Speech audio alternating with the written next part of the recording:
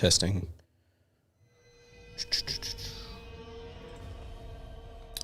What's up, folks? We're going to let people filter in here, and I'm going to finish setting up the screen. We're going to be continuing our live stream from last time. Kazrak the One Eye. We just set up we just finished our Ritual of Ruination, the first one, and we've been able to start recruiting some more armies. I'm going to get all the pages set up. Give me just a second or two. And, of course, you can ask questions while I get this stuff all organized on my screen. Let me also know how any sound is doing while I get this all situated.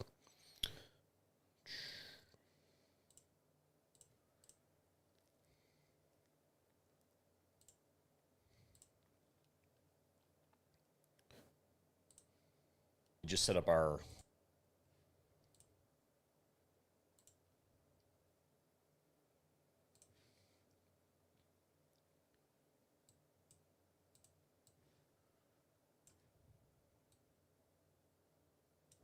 okay, and tell me how the balance of game sound and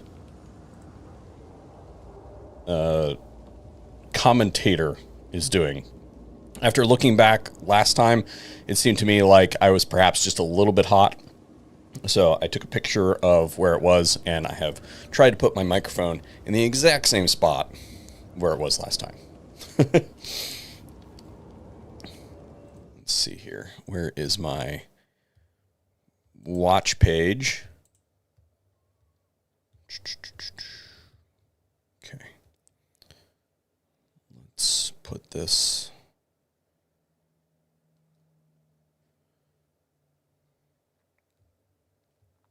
Where do I want to put this?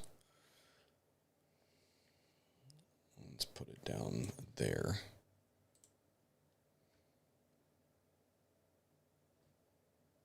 Okay.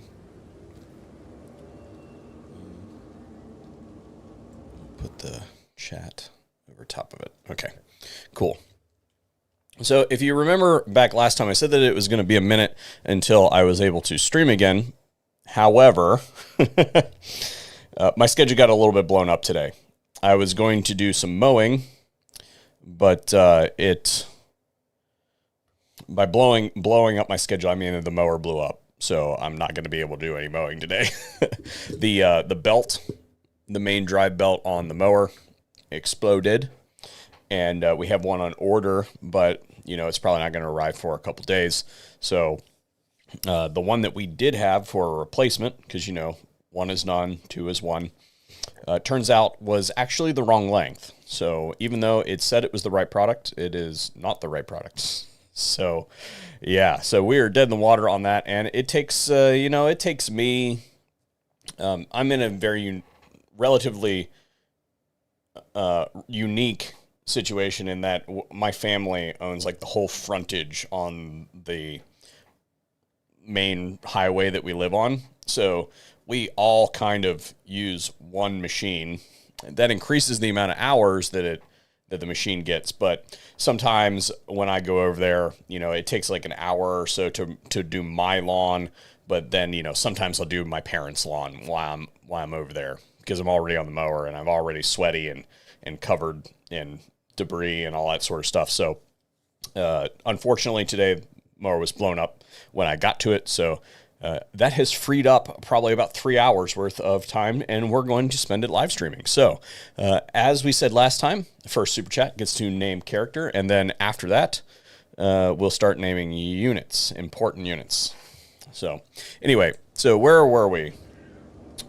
It's been, I think, 3 days since I last streamed, and we had just finished our Ritual of Ruination, and that has afforded us 2 additional armies. So if you watch the original stream, we basically rampaged around the area, playing relatively defensively while blowing some stuff up for the purposes of getting those ruination points. And then once we have gained these 3 ruination levels, that has afforded us a few more armies. So now we can play much more offensively than we were in the first stream, because not only can these areas highlighted by the blood ground cannot be recolonized after they are exploded unless they take out my herdstone. So the only thing remaining in this blood ground that has not been destroyed is beastmen down here. And we're going to be playing this relatively friendly with Festus. So this would be a relatively good place to start a new blood ground, but we're not going to do that because he will be able to use this area over here for his expansion, and hopefully that'll create a buffer state between us and like Kislev. So we're actually going to play southern. Although I do believe, if I remember correctly, yeah, we got declared war on by the World Walkers. Now, it's not super bad at this point in time, so we may be able to peace out with them. So we just have to keep an eye on them for the time being. We need to make sure that they don't start coming over and messing with us. We have a decent amount of buffer zone in our blood ground here. Pretty safe location. The problem is that they are a Norscan faction, so they probably won't be taking attrition when they're coming across our lands, which is one of the main defensive functions of the Beastmen Herdstone, is they should take attrition, but because they're a Chaos-aligned faction, they're not going to take attrition. So we just have to keep an eye on that, and we're going to use our reserve army. If we were to go in here, you can see that we have actually a reserve army in here, and we'll just use that as a pop-up army if necessary, if Norsca comes down.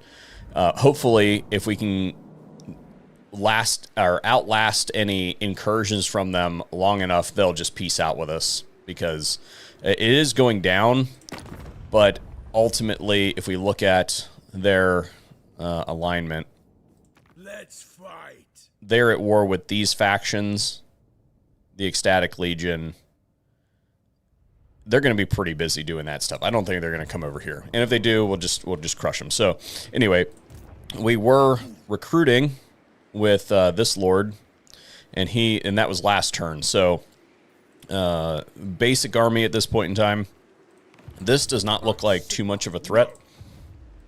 So what we're going to do is just go ahead and move this guy down and put him in an encant stance and bring him relatively close to this army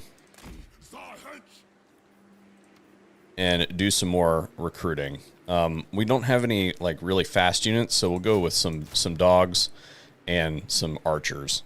And if we ambush them, we can probably take them out. That'll be 10 versus their 11. Probably be all right. And then we're going to... Are we at war with Nordland? We are not currently at war with Nordland. Or Ostland, excuse me. But we are at war with Nordland. So we're going to send Kazrak this way and just blow these settlements up so that they're off of our back. And then we'll come down and probably set up another herdstone in one of these regions over here. I just need to kind of take a better look at what is going to be incorporated in the blood grounds once we get down here. Probably not going to be here. Might be here. But I'm going to guess it's probably going to be... What is this one? Gorcel. So we're probably going to go to Gorcel. So does Kazrak need anything? No, it doesn't look like he needs anything. So we can just... Let's take a look at what the most efficient way to move here is.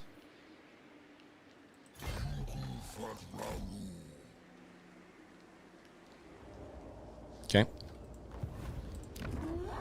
And I don't think we need to upgrade anything. We are going to be kind of running this setup on our herdstones, which is going to be ammunition and dread. And it gives us line of sight. All right, so that should be that. Let's see if we've got any... We do not have Ooh, we have something there. We'll go ahead and take that for the time being.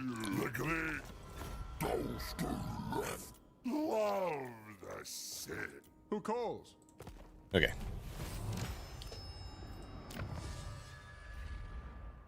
Campaign movement range. Yeah, we'll take that. Okay. And of course, you guys can ask questions at any point in time in the chat.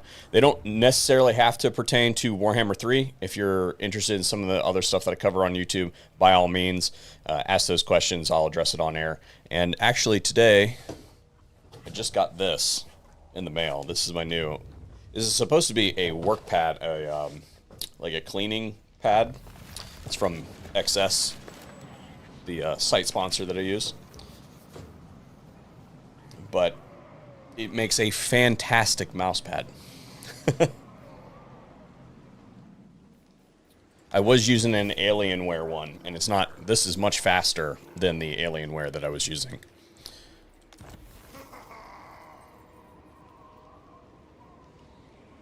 So, did we just get... Okay, they got a Confederation. This is still not super terrible. They are at war with us, but it's not that bad. Alright, so we're going to blow this up. And probably just get to auto-resolve that. Yep. And we will raise in advance. Although I suppose I should have gone around the corner on that, but whatever. I don't think that we really need to...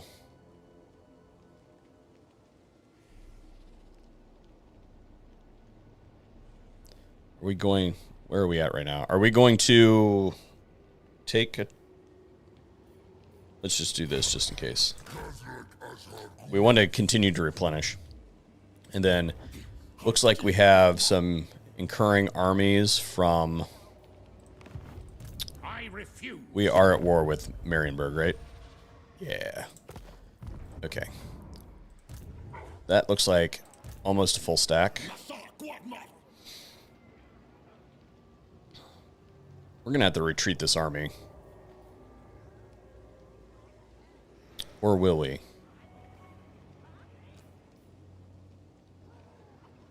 Yeah, let's go ahead and do that.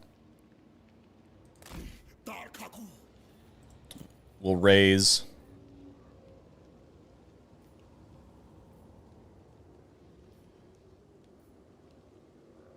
We got Gores and Tuskors. And then we'll add some more Raiders. Okay. What do we got down here? Primal Fury. 2 turns. Ambush success chance.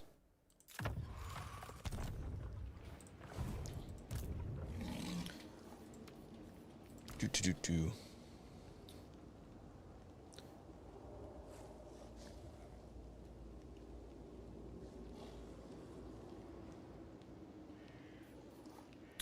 So the question in the chat is, hey man, they say, you know, all the stuff, you know, love the videos, all that sort of stuff. And then they ask, which faction are you excited for the new DLC? So I answered this in the last stream. I am most excited for the Changeling because that's my kind of play style.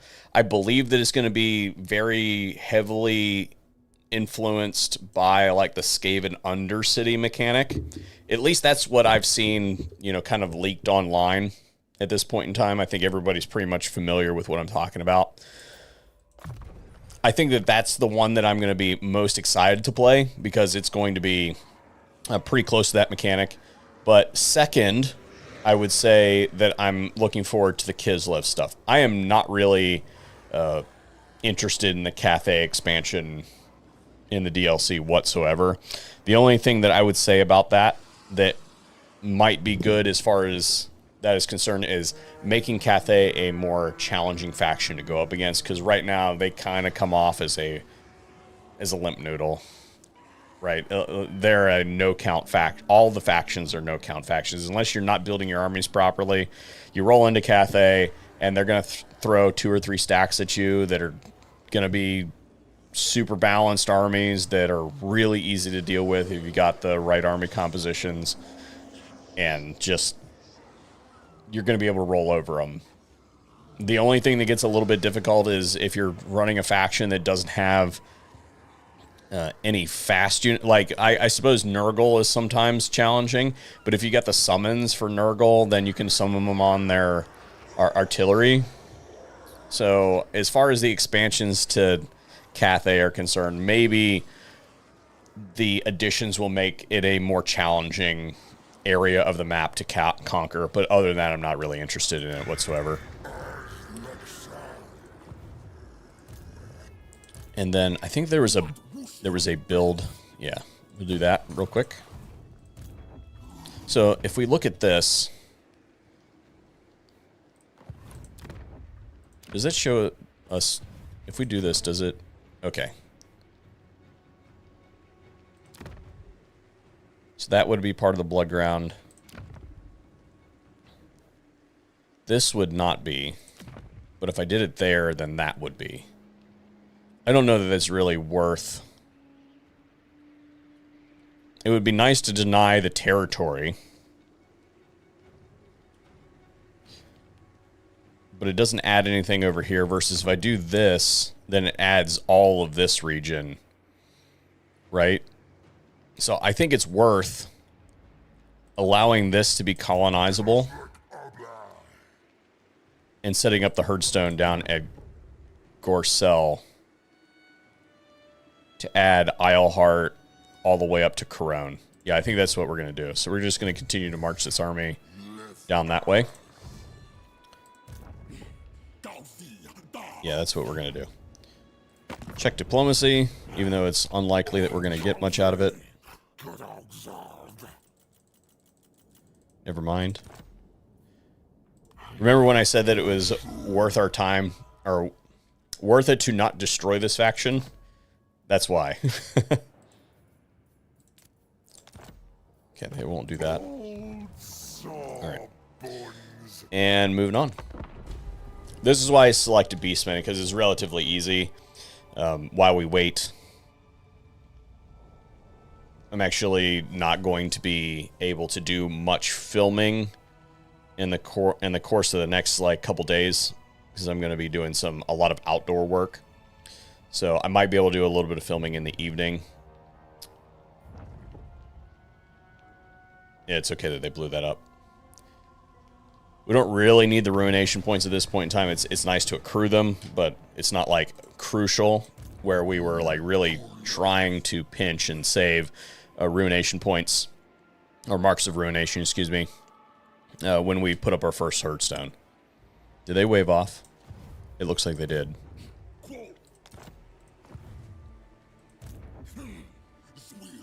Yeah, they did. All right, let's look at our dread, because we should be close. What's it take to get... yeah, here we go. This is what we're doing next. Although, here pretty soon, we should probably increase... There are some things that you can get that decrease the... Or, no, excuse me about that. I'm thinking about Torox. We want to get a new Bray Shaman here soon, but we should probably do that after we get somebody like Torox. So you guys vote in the chat down below. Which legendary lord should we awaken first? Should we confederate Malagor? Should we confederate Morgur, or should we confederate Torox? I know which one I'm leaning towards, but you guys will decide this.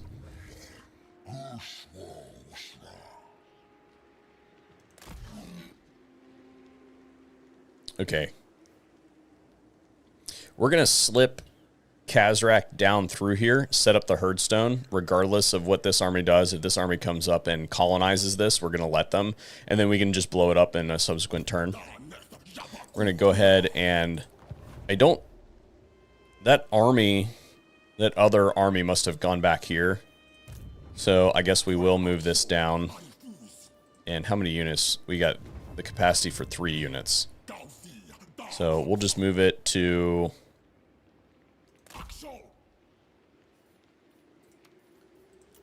And then we'll add another dog unit and another raider unit. War diplomacy. Okay. We're just burning through the turns on this campaign. I've forgotten how much I enjoyed that aspect of the beastmen. A lot of times you'll play a lot of... you play some of those factions and the first turns are super meticulous on what you do. Like, my Skaven early game takes forever, but beastmen, you basically do a couple of things and then you're done. Oh, yes. We'll take it. And we will also just auto-resolve it, because we might as well. Because we're going to replenish all of those casualties. We don't need to take the replenishment now. We'll take the money. And, of course, Oslin declares war on us. That was going to happen. It was a foregone conclusion. It was just a matter of time. But again, because we have the Herdstone there, it doesn't really matter that they have declared war on us. The Gauls must fight and feast on flesh, my lord. It doesn't really matter that they have declared war on us because, again, we have that auxiliary army that we're actually going to start raising this turn, I think. What are we doing here?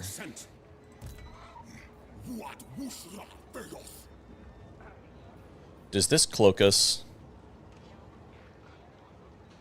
I don't think that this cloaks us. Because I don't want to take on Karl Franz and a garrison. So what we'll do is we'll boost our Bestial Rage. We'll linger here for a turn. We'll add our additional Raider unit. We'll raise this Lord for defensive purposes. We'll do a Great Bray Shaman. And... okay. That's a good Lord. And we will start...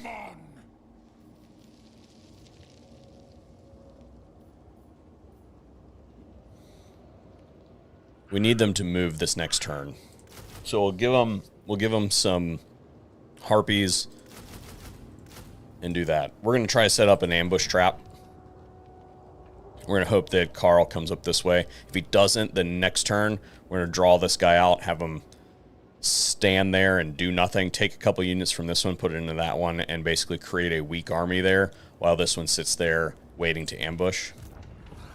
And hopefully that other army doesn't blow up that settlement where we want to set up a Herdstone, because it would be nice to get the points. But it's not absolutely essential. We can always ruin dwell it.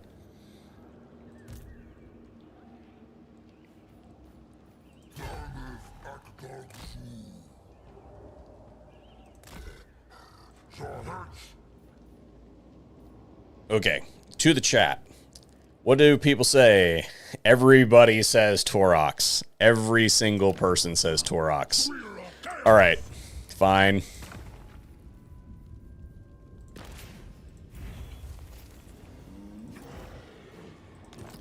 Now the question is, do we get his grounds? We got his lands.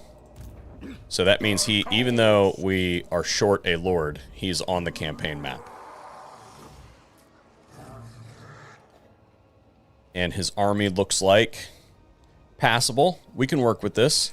Has he initiated this ritual yet? He completed this ritual.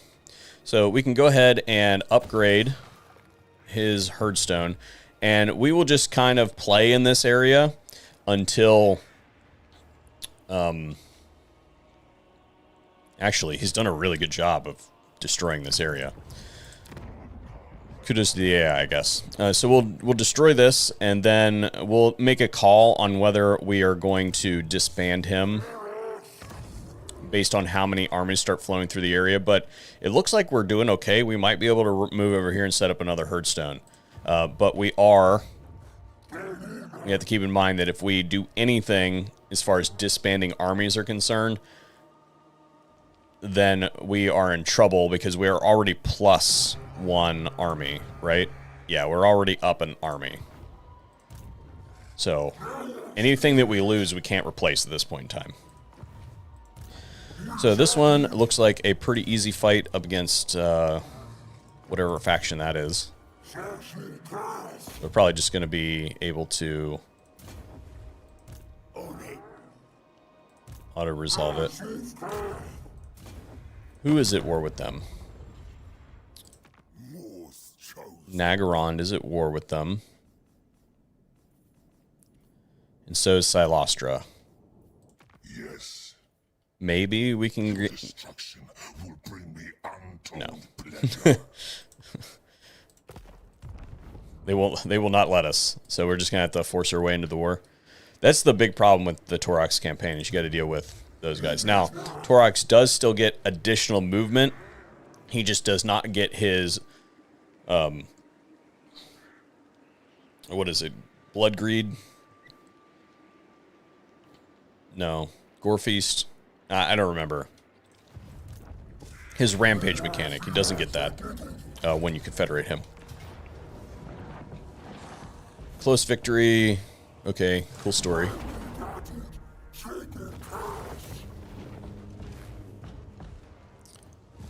We will take the replenishment, or take the favor, excuse me. And we can probably leave this region.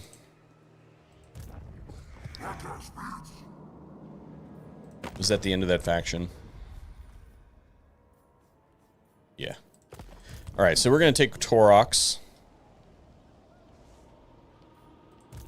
Had some frame rate loss there for a second. We're going to take him. And I believe that the way that this works, if I remember correctly, is you can do this and then... Oh, no, I guess not. It's been a minute. I wanted to encamp, but I failed. Oh well. We don't really need that much. We don't have to recruit this turn. Alright, cool. And we have some money to spend. So where is Kazrak?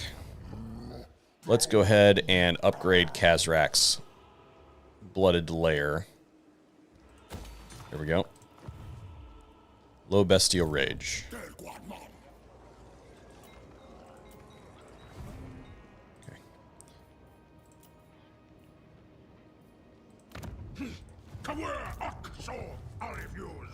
I told this to recruit, right?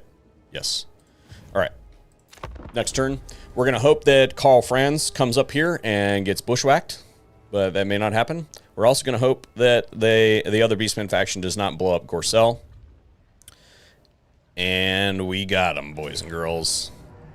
It says valiant defeat.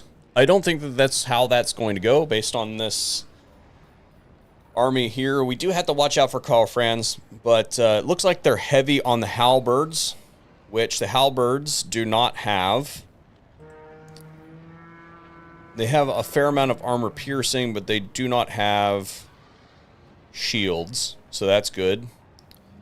The spearmen do have shields, and so do the swordsmen. So we're actually good to target the halberds with our missile units. We're going to try to fight hand-to-hand with the spearmen and the swordsmen. And of course, we're going to target all of the ranged units at our earliest possibility. All right, cool. Let's go for it. I did not take a look at the map. I have no idea what I'm walking into, but it should be okay. Oh yeah, it's an ambush battle, so it doesn't matter. We actually don't have a lot that can tie up units, so we're probably going to have to set up a formation that is going to very heavily target their missile units, preferably those pistoliers right there at the beginning. Or are they pistoliers? Free Company Militia. Yeah, so we're just going to... What's the stalking unit that's there?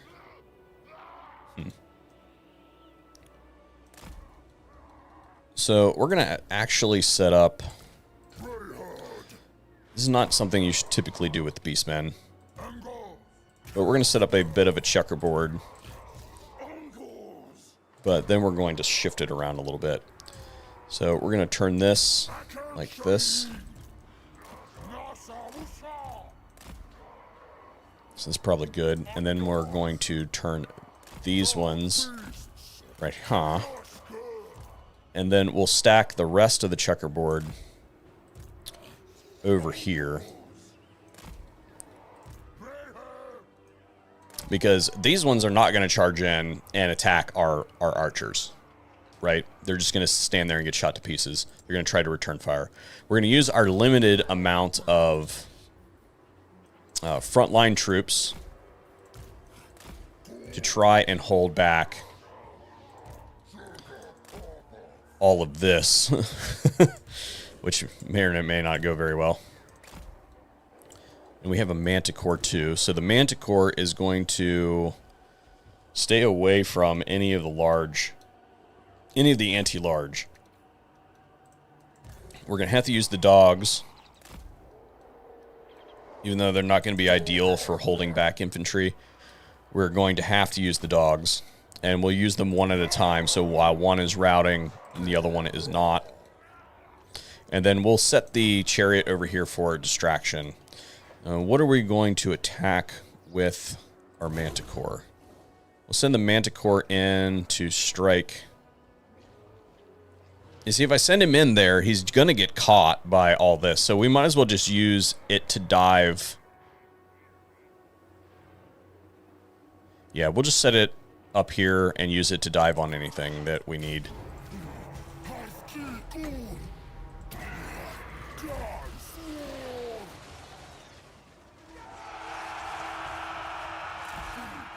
And hopefully we can get good saturation, looks like. Yep, good saturation. Okay, we've distracted those guys. Those look like it's going to be okay. They're not really committing to that super quickly. I would normally use my dogs to chase those down, but we really are going to need them to, yeah, see, already. So we're going to move this one back, because it's right, that's where they've decided to take us on. We're just going to hope that we get good arrow saturation on those units.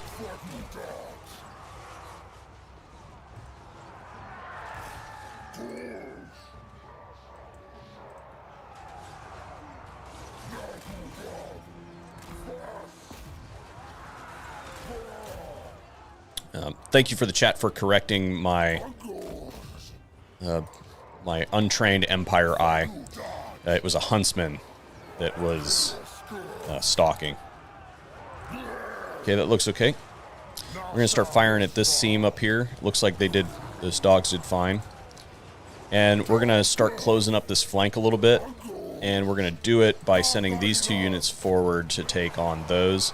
And we're just going to swivel these around and button this all up. And these ones should be able to do something like that. We probably don't need this one in the back anymore. So we'll put it kind of like right like that. And then we can take these two units and pull them around. Just swing that flank around.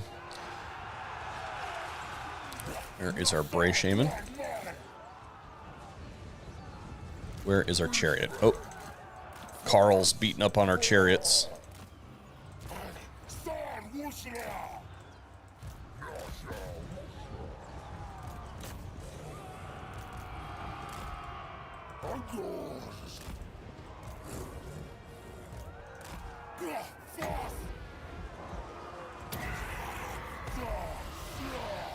those spawn are not doing so great. But I think they did enough to get us through the battle. That's all done out there. Pull those dogs back now that that firing line has set itself up. These ones should be able to target all of these.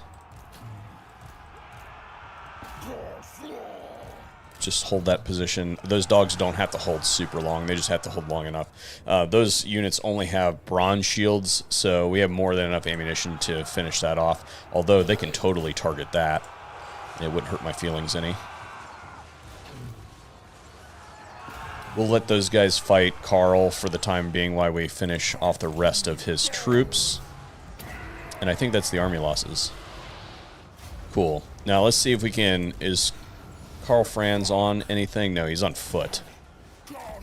So, what do we have at our disposal? Speed, minus 25. And do we have anything that's good?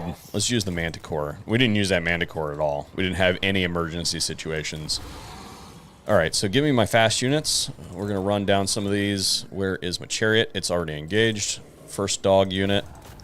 Second dog unit.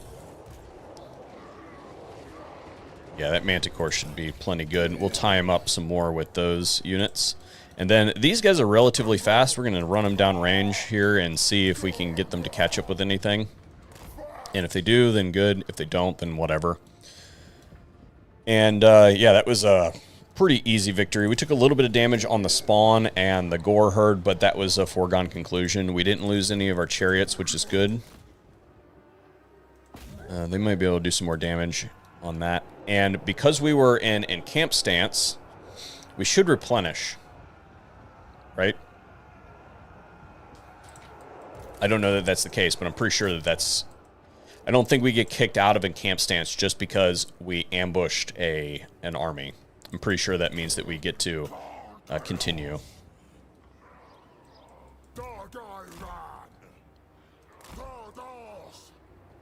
Let's see here. Dog's not doing anything. That's a single soldier. And we're just running these units down because we don't want to deal with them next turn. But I don't think that we're going to get any of those units. Speed is 41. Their speed is 30. We might be able to get a few shots in. We're going to tell them to go to here and then start shooting. Those ones here, they're not going to make it.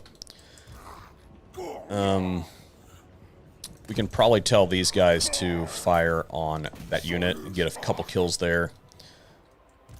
Yeah, it's not going to make anything. Alright, so once they're not going to catch anything else. Once these guys stop shooting, it's pretty much the... Yeah, once those guys stop shooting, that's pretty much the end. So we'll just fast forward that. Got a couple volleys in. And one more. Alright, cool. Cool. Got him. I would say that's pretty good. 123 casualties to almost 2,000. Yeah. Yeah, we'll take that. Considering that most of those casualties were dogs and gore herd. Yeah. That's fine.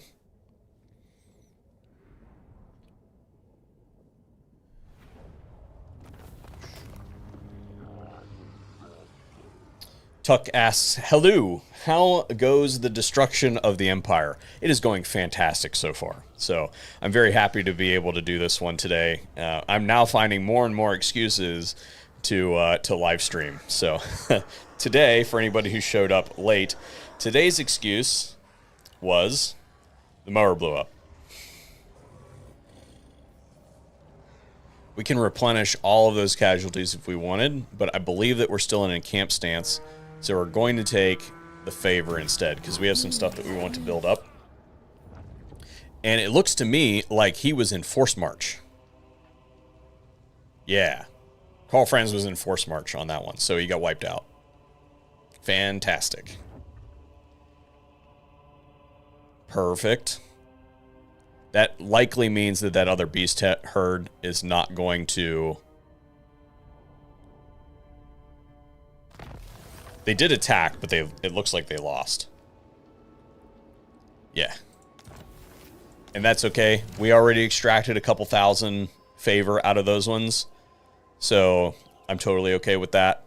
And they have done damage to this army. So it'll be interesting to see. Will Kazrak be able to just auto-resolve this fight?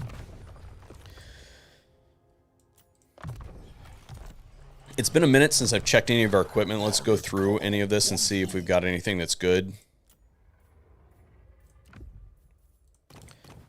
Ancillaries. Doe gives you horde growth. Is there anything that gives us campaign movement range? No, I already did that. Yeah, you purchased that. That's right. I don't think any of that is really applicable.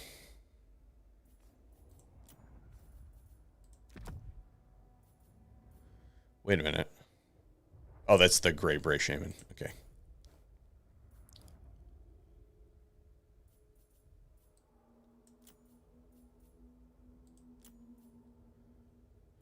Torox. All right. What is Torox doing here? He needs to encamp to replenish, and then he needs to come over here and set up a new herdstone. We're going to ignore... Have we... Because I don't think we've technically met these guys yet. Yeah, we have, unfortunately. That's okay. We're going to continue to build up this herdstone, and then we're also going to... That's the right one. We'll leave it, and then next turn we'll be able to put up the visibility one. So we're going to put him in camp stance, and then we are going to try to find our way over this direction. There's Silostra. What is your demand? And we want to recruit. Let's do... He can recruit... we'll keep what we... Oh, no. We can recruit a lot, actually. So let's merge down some of these spearmen, because we don't really need them.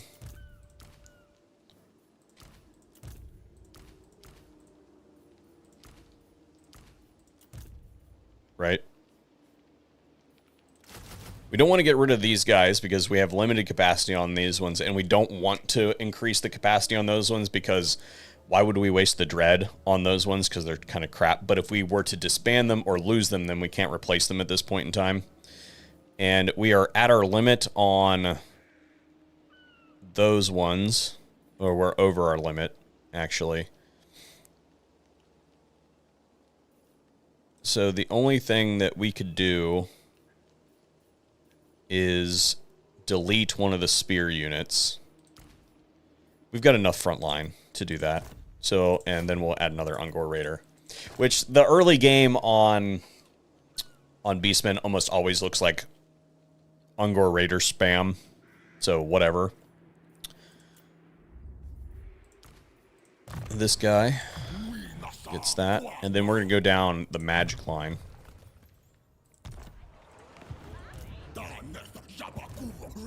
Toddbringer. Ooh, did they confederate them? They must have.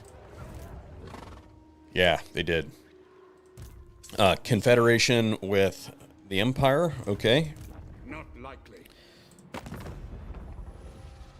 The Empire certainly, or currently sits at 8 settlements. So, I believe that if I do this... No, that does not include that. But if I put a herdstone there... Really? If I put a herdstone there, I don't get any of this? What is that? Oh, no. It's part of the previous herdstone. That's right. All right, cool. Yeah, so we are putting a herdstone there. And it doesn't matter which order we do these in. So we'll go ahead. Which one's going to be the easiest fight? this is... They don't have any defensive structures, so this should be a field battle. So we'll go ahead and do this one. And we are setting up a herdstone here. Right?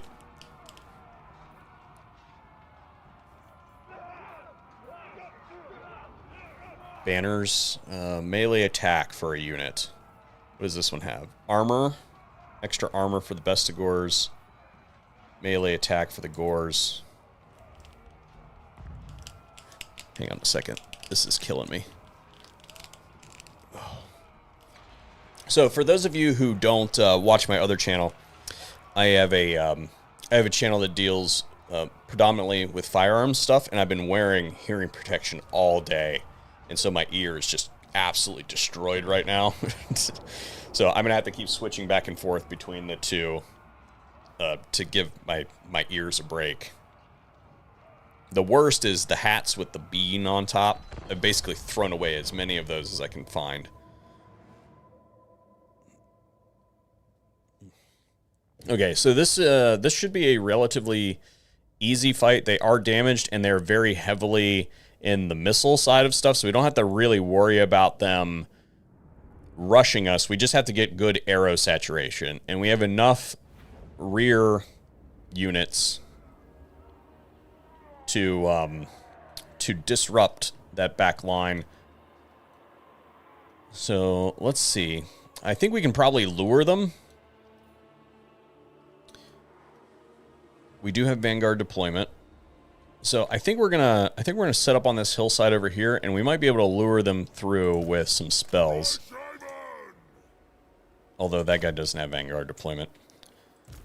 And if we do this, we'll set up a sort of a checkerboard. Even though, again, this isn't great for the beastmen because they're pretty low range. Just in case anybody gets tangled up with us, but... Actually, no. Now that I think about it, they don't have a whole lot of units that can get in. So we don't need to worry about checkerboarding. We're going to take these ones and just give us a line here for arrow defense. So hopefully their archers will concentrate on shooting these guys with some shields. And then we're going to hold the Gors and the Bestigors in reserve so that they don't get all shot up, because I don't believe they don't have shields of any kind. We have chariots, Tuskors. We'll also, you know what, we might use the chariots. We're going to use the dogs and hold all that stuff in reserve. Kazrak might also make an appearance. And it depends on what it looks like. But we're going to run up here and do some damage with that magic real quick. And that should aggro them. It looks to me like they only have one cavalry unit. And they do have some artillery. So we do need to be cognizant of their artillery. And hopefully we can vile entropy the heck out of that. Let's take the dogs. We can't hide them. But we might be able to spread them.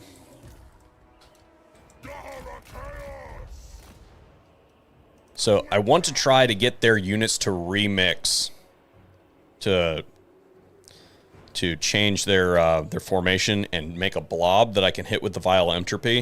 I'm going to send this guy up here. It might cause them to do that, but if I move Torox, then they probably will reshuffle, and that's when I'm going to hit them with the vile entropy, because they have all these missile units out here. If I can get them to walk this way and then drop it on them and the artillery, that's a good use. Alright, so they're not going to reform from that. Maybe if I bring Torox out, or not Torox, Kazrak, excuse me.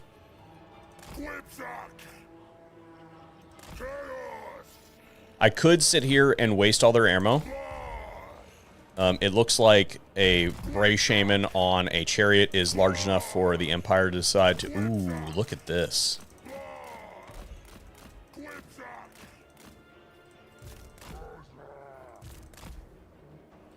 I will take that all day long. Yeah, go ahead and bring in your lord.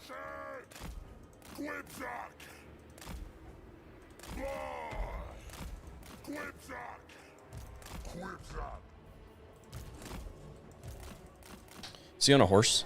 He is on a horse. Oh, yeah.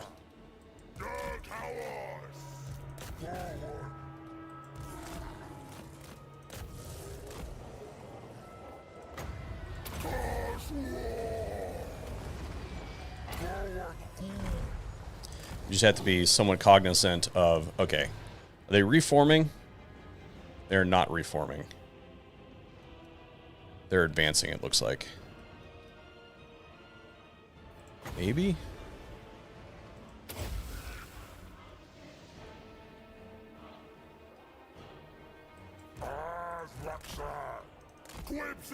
Yeah, that's toast. Enemy lord is going down. They might get some damage in on our dogs, but they can walk right through that blob right there, and that's okay.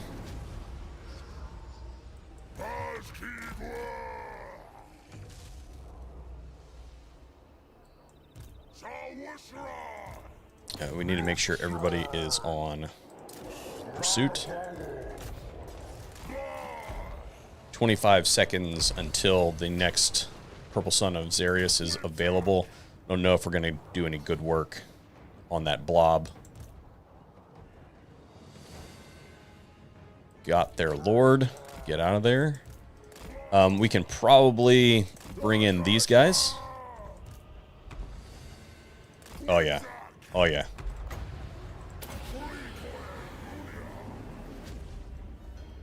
So these ones are going to go for this, and they can't see any of this. All they can see are the gores and the bestigores. So we're gonna charge. We're gonna charge some of this with these chariots and see what good we can do. Kazrak and the dogs should get out of there. Although the dogs can go around over here and take out the artillery. Oh yeah, go ahead and shoot into there, please, please. Oh, come on. Get out. Get out. Get out. They just don't have the mass. It's a Razor Gore chariot, too. Like, that's the better chariot.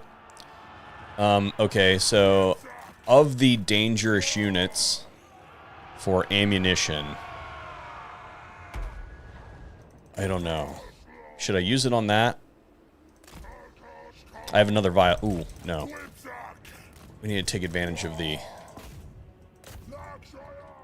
that blob. It's too fast moving. I don't think I'm going to be able to hit it. Those ones are kind of damaged. Maybe.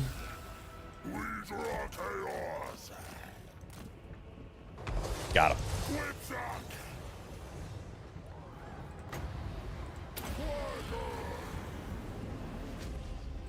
Chariots. Good. Get this guy out of here. Alright, so those forces are going to start coming up on that. They are... No, they're in range. Okay. Target those. And then we'll start bringing in those ones and the Minotaurs, as well as the Razor Gore herd. And that should be good. We did rout the artillery, so we can go ahead and get that chariot out of there. And the dogs over here, we can basically just wait. No, it looks like they're sending something out of it, or after it. Let's see here. They'll be alright, even though those are spears. We can start advancing some of this and swing this whole flank around over here, and we'll just reestablish this missile line. Razor Gores. Here's a good charge opportunity.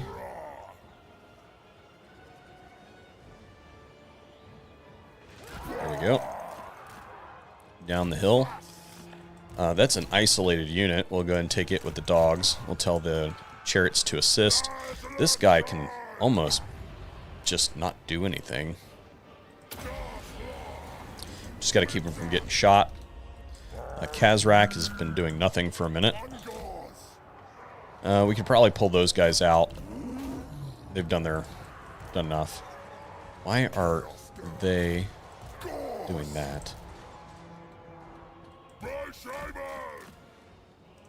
Okay. What do we got going on over here? Alright, so that's done. Give me my chariots. We'll send them back through that that sword unit. We'll tell these ones to wrap that up. Taking some missile fire over here. Get those out. Kazrak is also taking some missile fire. Did our Minotaurs get out? Yes, they did.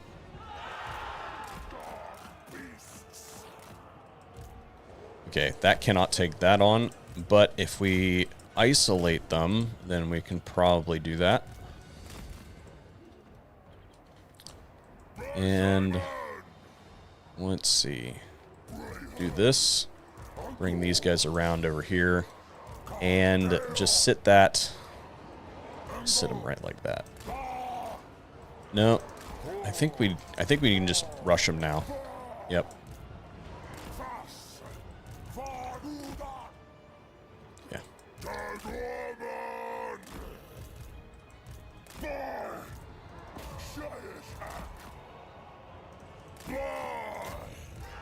All right. Where is my Razor Gore herd? Oh, that's why. That looks fine. We'll send those guys over there to escort them off the battlefield. Dogs engaged. Cool. That'll keep them from... Yeah, army losses. Cool. Relatively easy fight. We don't need to run this down because this is a settlement battle, and we are setting up a herdstone here.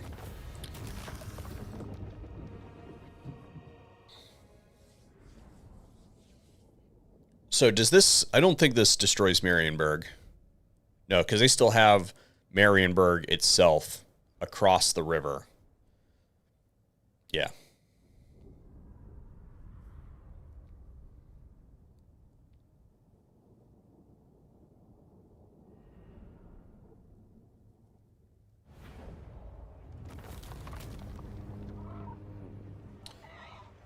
Tuck says that he destroyed the entirety of Lustria yesterday as beastmen. It was great fun. It also renewed his enthusiasm for beastmen chariots. See, I am actually not...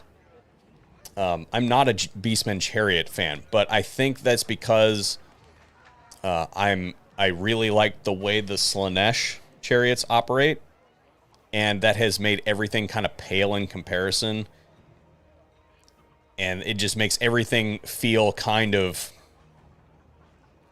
Everything but the Slaanesh chariots just feel ineffective. That's how I think about it. Okay, raise herdstone.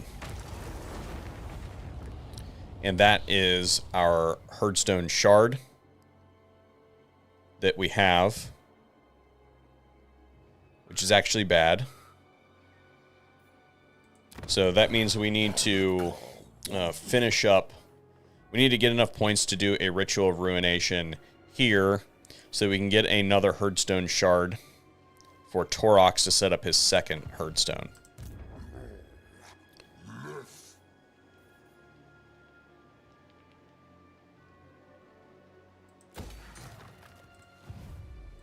Not likely.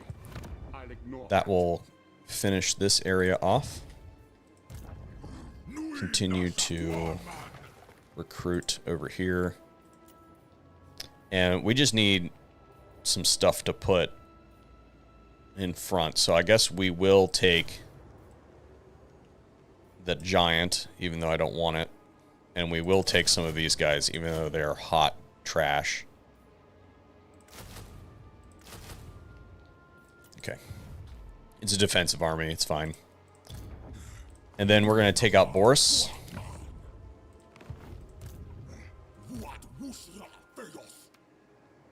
Yeah, take out Boris now. And we're going to do it let's see. Can we get enough movement? That should be enough. Yeah. We moved him there so that when I blow this up, we can... I think we'll probably... There's no way that we would make it to the next settlement on this turn anyway, so we might as well loot and raise this one, right? It says close defeat. I don't think that's how that's going to go. Although this is the army that does not have hardly enough frontline troops, and they have a fair amount of frontline troops. So we might have to be a little bit deceptive on this one. We do have a great Bray Shaman. I will not obey.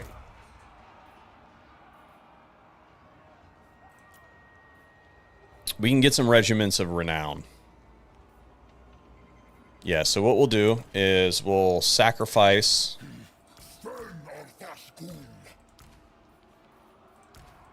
We'll sacrifice one of these Ungor Raiders here. And merge it down across all these armies. And we cannot afford... Why can't we not recruit?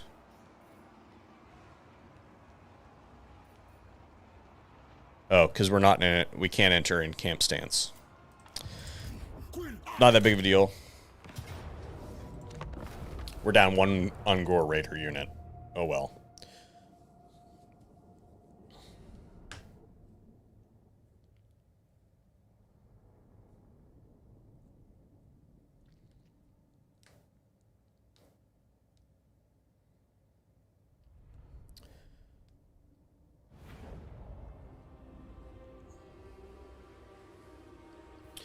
We're not going to be able to take up a defensive position on this one. They will roll over us with this many troops. We do not have enough front line to be able to take this on. We should have the speed advantage. 33, 38. Yes. Their infantry, 30. I did not see any cav. The only fast unit they have is Boris on his horse. And we have a Bray Shaman of beasts, I think. No, wild, excuse me. So we don't have anything that can take on Boris immediately. So what we're going to do is set up this army over here.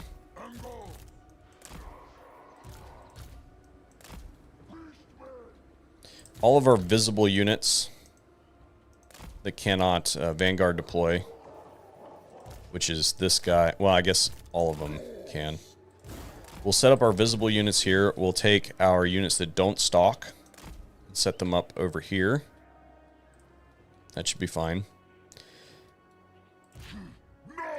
And I think we're going to have to aggro them. They're not really in a good position to use the chariot. They have a lot of missile units too. So what we're going to do is actually, we're going to break this Ungor Raider herd into two parts. We're going to send the first part in, and they're just going to come up over and do some damage, and then retreat over this way. And they should be able to outrun them and stalk. And then that should hopefully aggro them to the point where we can get these guys to get another shot in. And then hopefully by that time these ones have stalked and got behind their lines again. We'll hit them with the dogs and probably just continuously retreat these units. Put them up there. Yeah. All right, so that's how we're going to do it. Unless provided they just decide to attack us, which is not going to happen. It doesn't look like. Okay, so we're going to take them off of fire at will, so they do not accidentally unstock before we're in position. And we want good saturation on these two units right here.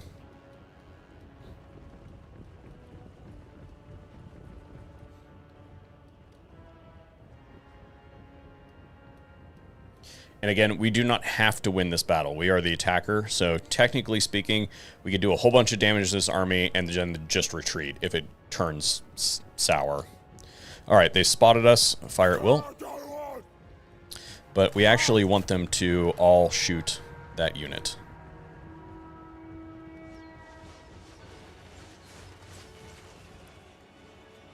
Yeah, good. We'll swing some of these around, get a little bit closer. Yep. And if we can get it to rout, hopefully we can get it to rout off the battlefield.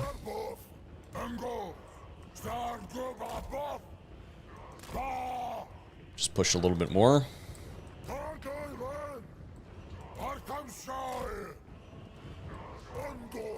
They have reorganized. Hopefully to face us. I don't think we're going to get a second unit. Oh, we might. We might. Yeah, because they're still, like, reorganizing and stuff.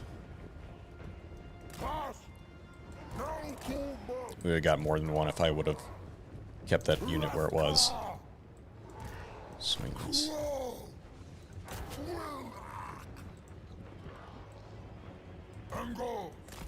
That unit.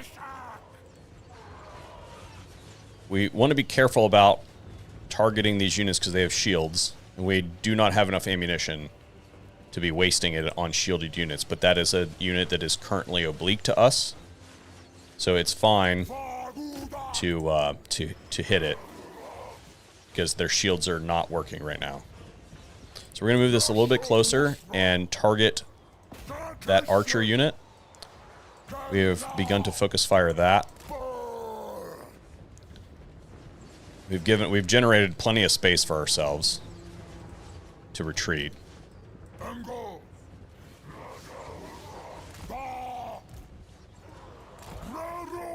Yeah, they're still like reorganizing and stuff. We want to get inside that that 80% or yeah, the 80% of max range bubble so that our accuracy is really good.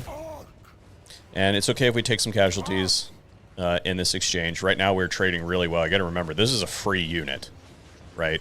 Like we didn't pay anything for this unit. We can replace it instantaneously over the end's turn at no cost.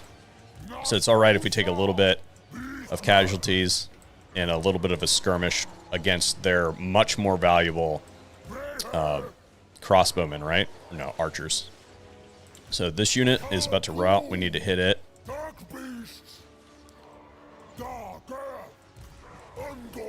Okay. Pull them in a little bit closer. Target that.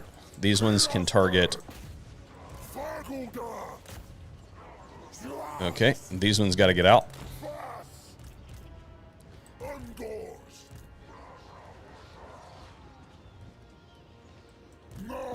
Get that off the battlefield. Let them just chase that.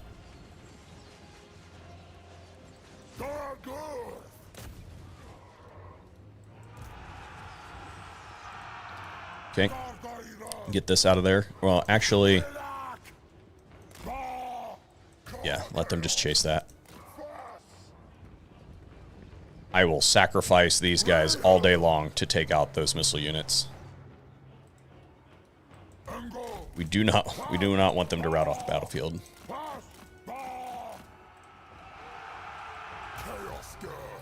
All right, that was a good exchange. Did a lot of damage there. And then we can bring in this one and this one. These dogs need to stay in the woods while they travel. That's close. We'll do that, and then we'll rush them down over here. These ones stalk, remember, so that's fine. They're going up there. They've splintered that off. Let's actually do that. Let's attack this whole segment over here.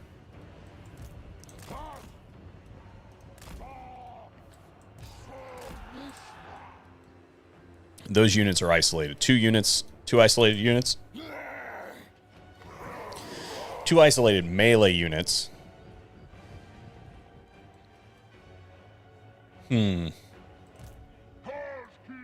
No, I've changed my mind. We could do that, but this is more than sufficient to take that out, especially with the support of those. If these ones rout off the battlefield, it's okay. I'll accept that. But all of these units over here are about to just get shredded. They're on fire at will, right? Yep. Or no. Now they are. All right. What's the situation over here? Yep. Just run those over this way. Hopefully they'll start stalking again, and they'll just forget that they exist. Meanwhile, all of these missile units are going to be vulnerable. Yep. Yep. And as soon as they get in range, we'll just let them open up. Okay, they have spotted us.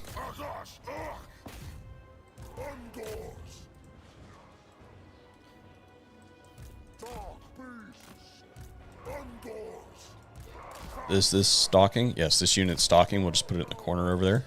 That's going to get off the battlefield. These ones, we'll just have them set up and start shooting into the flanks of this unit over here. Meanwhile,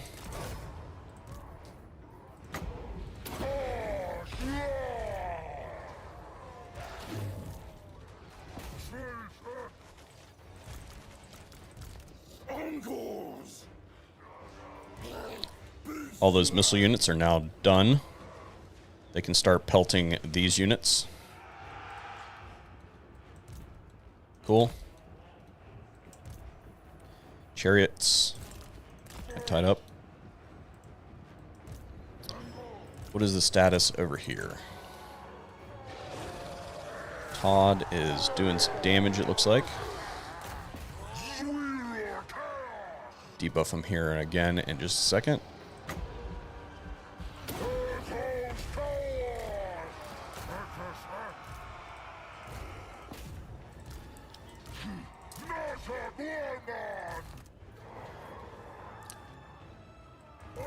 Those guys out of there. Fire into the flanks of that. These guys, yeah, these guys. Okay, those units are off the battlefield. These ones can come in and shoot into the backs. That's going to be a decent engagement. That's over.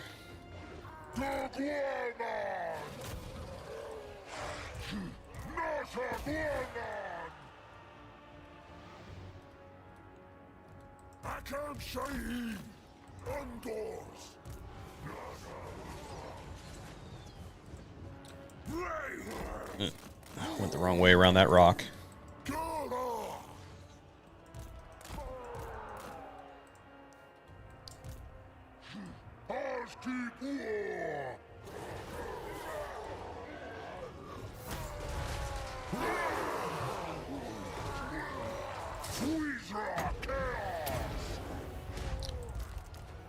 Okie dokie. And these ones are going to have to withdraw. Almost. Oh, wow. I was not paying attention. I almost lost my chariots. All right. Army losses. Now, this was a settlement battle, so we do not have to run this down. Oh, head is killing me.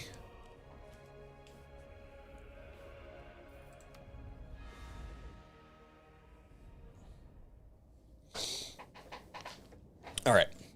Fake says, Giants work good as tanks for the unfortunate raiders,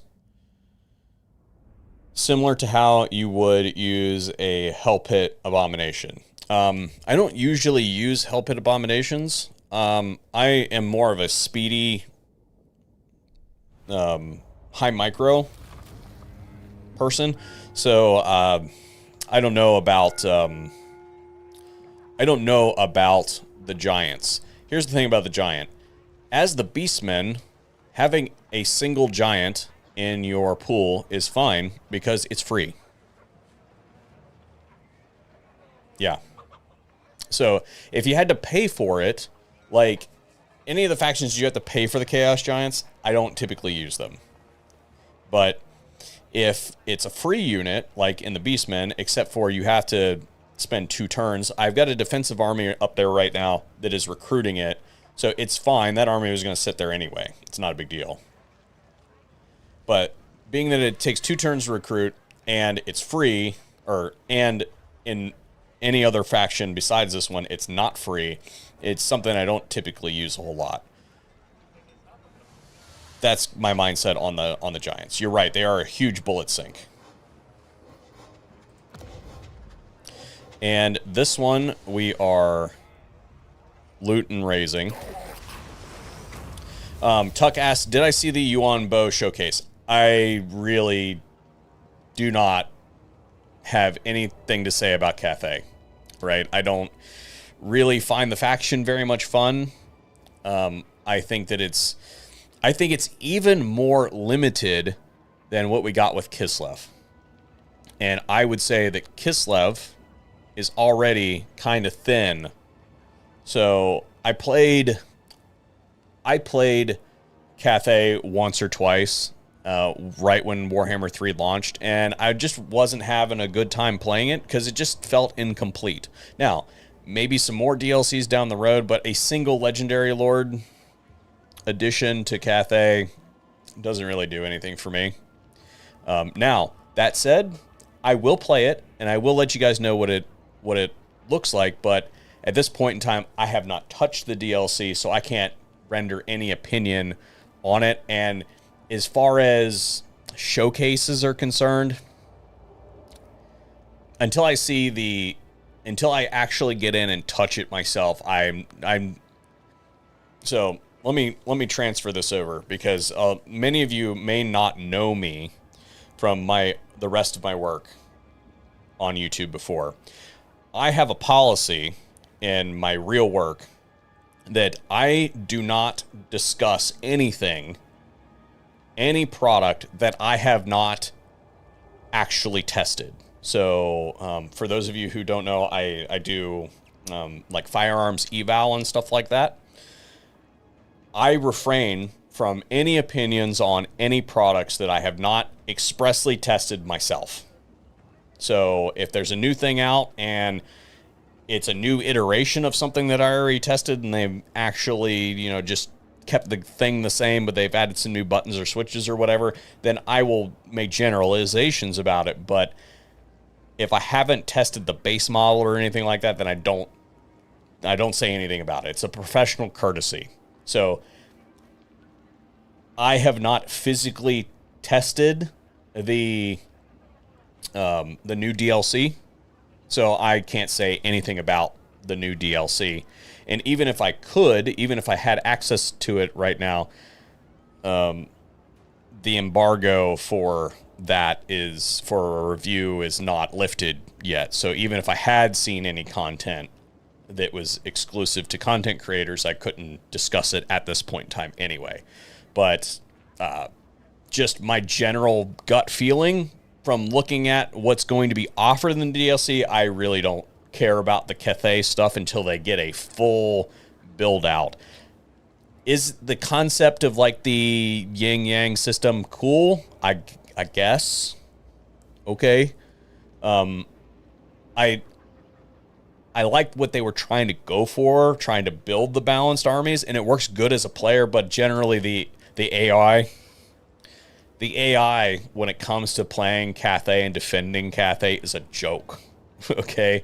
There is even with what I would classify as the faction that is the farthest behind, which is Nurgle, so Kugath, you roll right over Cathay with no problem whatsoever. And they've got loads of magic, so you shouldn't be able to do that. And that just shows that Cathay is a super weak faction. The only thing they have going for them is if you are invading from the north, they have the Great Bastion, right? It's the only thing that is even minorly challenging when it comes to fighting Cathay is that big wall that they have. If you come from the mountains, like if you're playing as the Chaos Dwarves or even the Ogres, Helmengorst, if you're playing as, God forbid, you start at Snitch in the middle of Cathay already, as Snitch, you basically eat the entire country.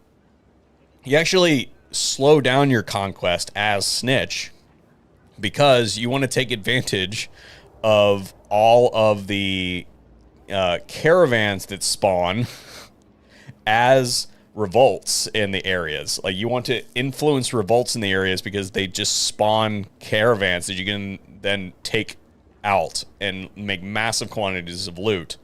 So I would say that's one of the slower factions to take over Cathay simply for that reason. But Cathay as a faction is a limp noodle on the best of days. Now, as far as the Crowmen are concerned, yeah, we'll see how they play. I mean, I'm going to test it out, but I'm not as excited for Cathay as I am for, like, the Changeling. Pretty excited about that, actually. More Kislev content. Excited, semi-excited about that. We'll see how that goes. Anyway, so we just blew that up, right? Yep, that's what we just blew up. Cool.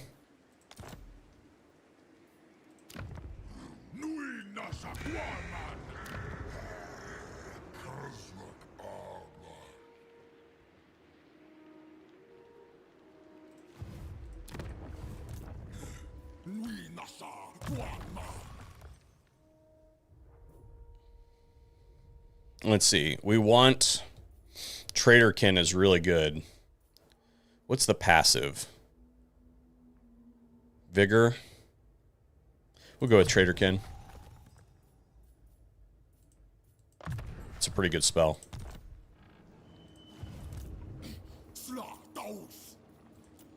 And then we're going to encamp. And this one, this Herdstone does all this over here. So even though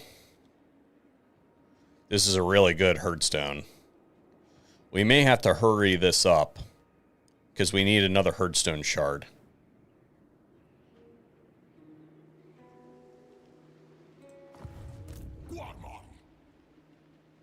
So this one's going to encamp. And we're going to recruit. We can recruit up to 4 units. We're just going to go ahead and merge some of these. They're only, you know, level 1. So it's not that big a deal. To make some space for some recruitment. Okay. So we'll recruit. There we go. And that should fill us out.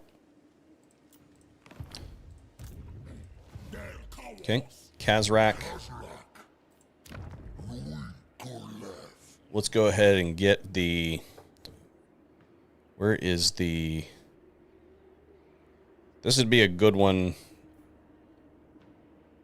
Yeah, this is a good one for campaign movement range reduction.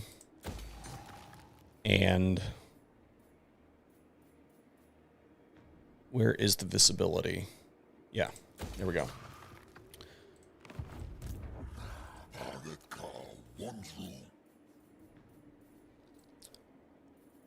I don't think he really needs to get anything out of this one, so we'll just go ahead and get more points. Let's see here. What do we want? So do we want Manbane or Rune of the True Beast? Let's see. Melee defense +5, missile resistance 10%. Slug Skin for the Lord's Army, that's going to be missile resistance 10% for the entire army. Or this one is going to give us weapon strength +10% for the entire army. So I'm thinking about the progression, and we're going to be going up against a lot of missiles. So I think that the best thing that we can do is strengthen our front line with melee defense and give the entire... give the entire army 10% missile resistance. Yeah, so we're going to go down that line. Okie dokie. And then we should have some units that we can... Oh no, we already did that this turn. We need to go see what Torox is doing. Oh no, we did that this turn already. All right. That is probably going to be the end of the turn. All right. No, we're not going to go. We're not going to peace out with Marienburg. Okay.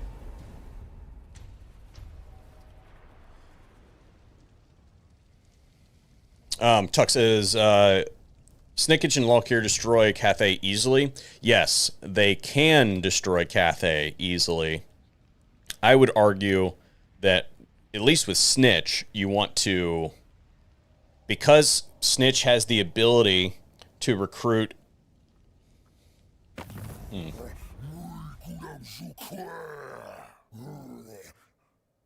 Oh, they're going to ask for peace. Because Snitch can recruit assassins with -1 tier on the building. If you look at the way the building sets up, you find a 4-province settlement, right? And you build an assassin building in each of those regions in that province. And what that does is that allows you to get your plus recruit rank for your assassins at tier 3. So each one of those buildings in the province will allow you to increase the recruit rank of the assassins that you recruit in that province. So I believe that it's, refresh my memory, somebody can go look it up for me, but I believe that it's +3 for every assassin building that's at tier 3 in that region. So that's a recruit rank of, at base, 12. That means that you can put all 3 points into spread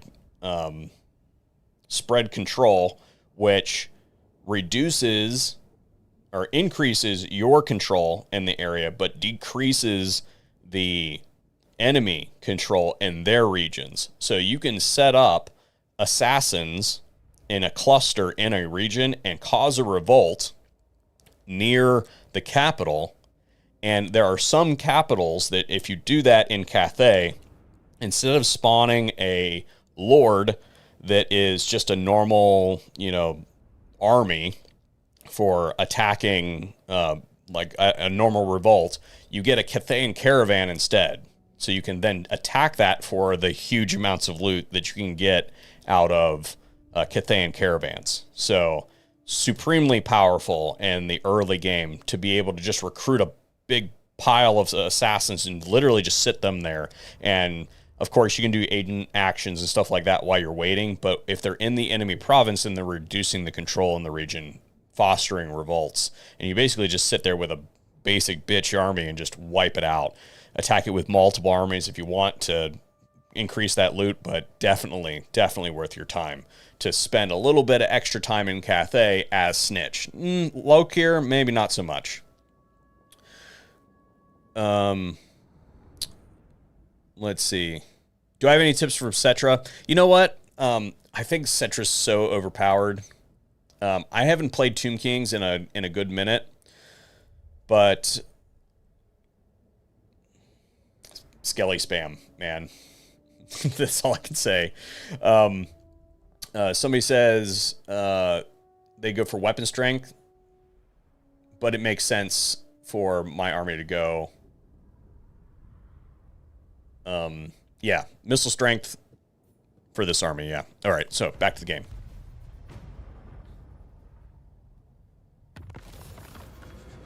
Okay.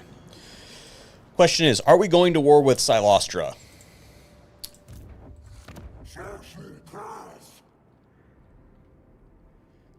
I think that right now we don't go to war with Silostra. And the reason why we don't do it right now is because we should, once we get another Herdstone shard, we should be able to set up a Herdstone at the Black Fortress. And I believe that that is going to take all of these. So in this instance, we're not at war with any of these factions over here, right? So we're not at war with Silostra, and we're not at war with... Have we even met? Yeah, we haven't even met Elithanar yet. So what we're going to do is just continue over this way. Does he need any more recruitment? Does not look like it. What he does need, though, is a Bray Shaman. So what we're going to do is move him here. He's then going to, we're then going to go in here and we're going to get a Bray Shaman. And he's going to recruit the Bray Shaman, and we want, Shadow would be good, but if we see anything that is the,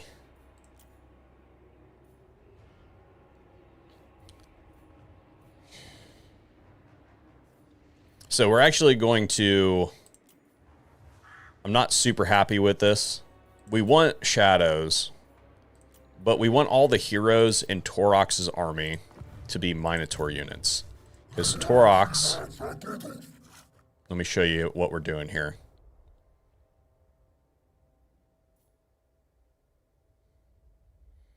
Armor for Cygors. Where's the thing that I'm looking for? Bullish metal. No. Yeah, melee defense for Minotaurs or melee attack for Minotaurs. So he buffs Minotaur units, and I believe his trait is weapon strength for Minotaur units, right?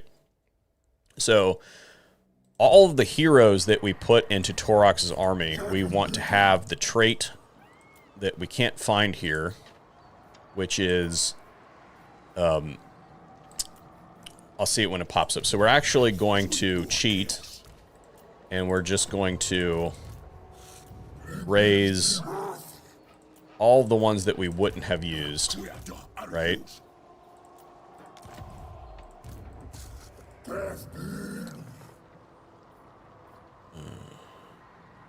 Oh, they cost. So next turn we will get new Shadow Wizards that hopefully have the right trait. I forgot that the heroes actually cost. All right, so that's good there. We can move this one. Are we at war with Corone? Not yet. We will be soon. Because we're going to march Kazrak right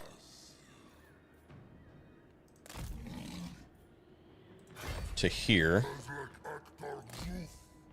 and take out Marienburg.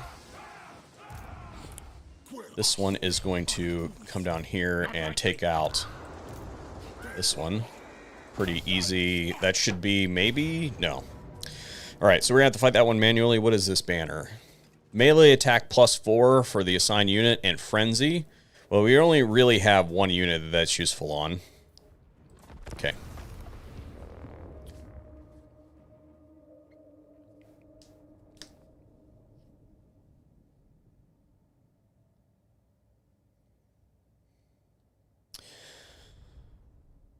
So as far as the ambush is concerned, or as far as Silastra is concerned, we're going to go over, set up the herdstone over there at that one position, and then ambush her after we take out Elithanar, probably. Because I do believe that she would be at war with Elithanar. Now, you guys have seen how this is going to go. We bet this is going to be a repeat of a battle that we did before, only this time we... No, I think last time I did this too. We are going to have to checkerboard this formation because there's a decent chance that they are going to get some units into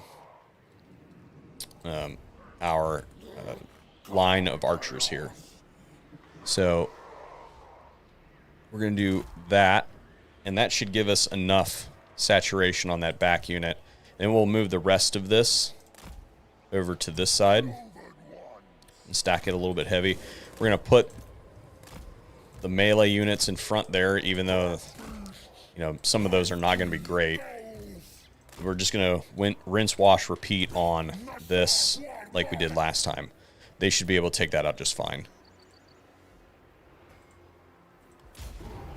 Traderkin. Get them to march right through that, hopefully.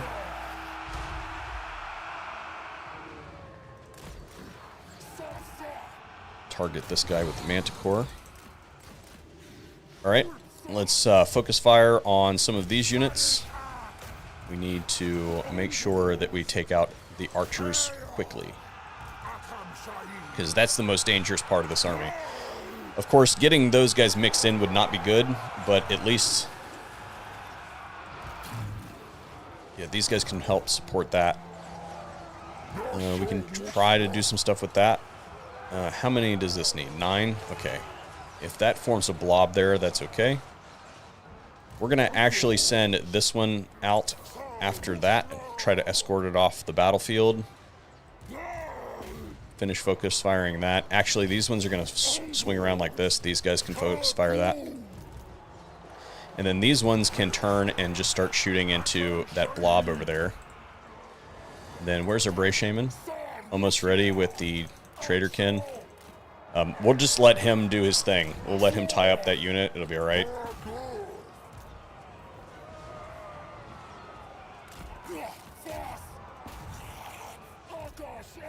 Because we've got plenty of other units over here that can handle that. And then we're just going to start shifting this flank. Run that down. Yep, good. Get the Manticore out of there. Where is... Okay, Traderkin. That's going to be a good one. And then we'll get this guy out of there so that he doesn't get wounded. Well, actually, I think it would kill him at this point in time.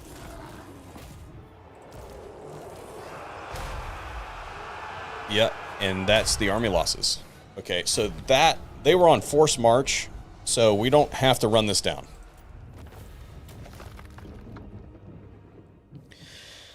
That Gorhard is not looking so good. We're probably going to have to replace that one. We're probably going to have to start increasing some capacity soon, because we are going to need some more frontline troops. As you can see, this battle, if they had any more military presence, would be a problem. If they could swarm us and actually get an even battle with us, then we would have a problem, because our Ungor Raiders, while they do really good damage as far as a missile unit is concerned, they have relatively short range and they do not handle melee very well. So it's a problem if we end up getting into a prolonged melee fight. Even though we can outrun a fair amount of infantry units, it's not ideal. We need to be able to hold them back. So, Frenzy, this banner, I guess we'll put it on this one now. We could take some replenishment, but we're going to go into a camp stance. Bottom line is we need favor. So, go into encamp. And let's see, can we get anything? Oh, you know what? I haven't built the building for this, so we can't get that. And this one is actually ready to come up to the next level. So next turn we need to do this.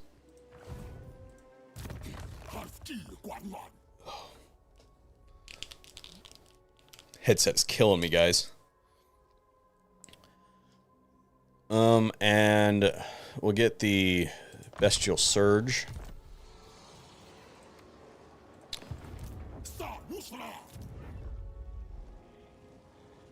And this one,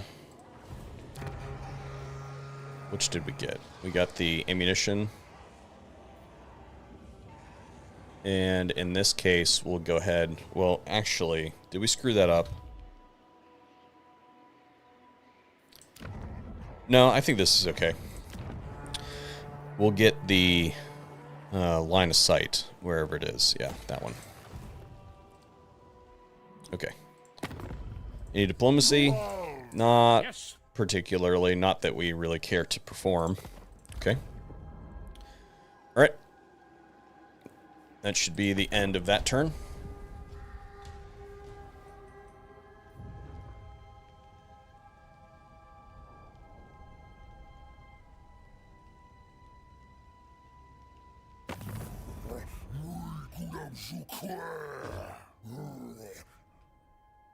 Oops.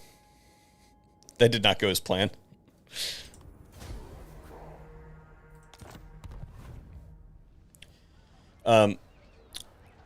The question in the chat is, how come you prefer these Ungor Raiders? Are they going to detect us? No. How come you prefer these Ungor Raiders over a bunch of Hounds? Hounds can chew up these archers in seconds and rear charge the melee infantry from behind.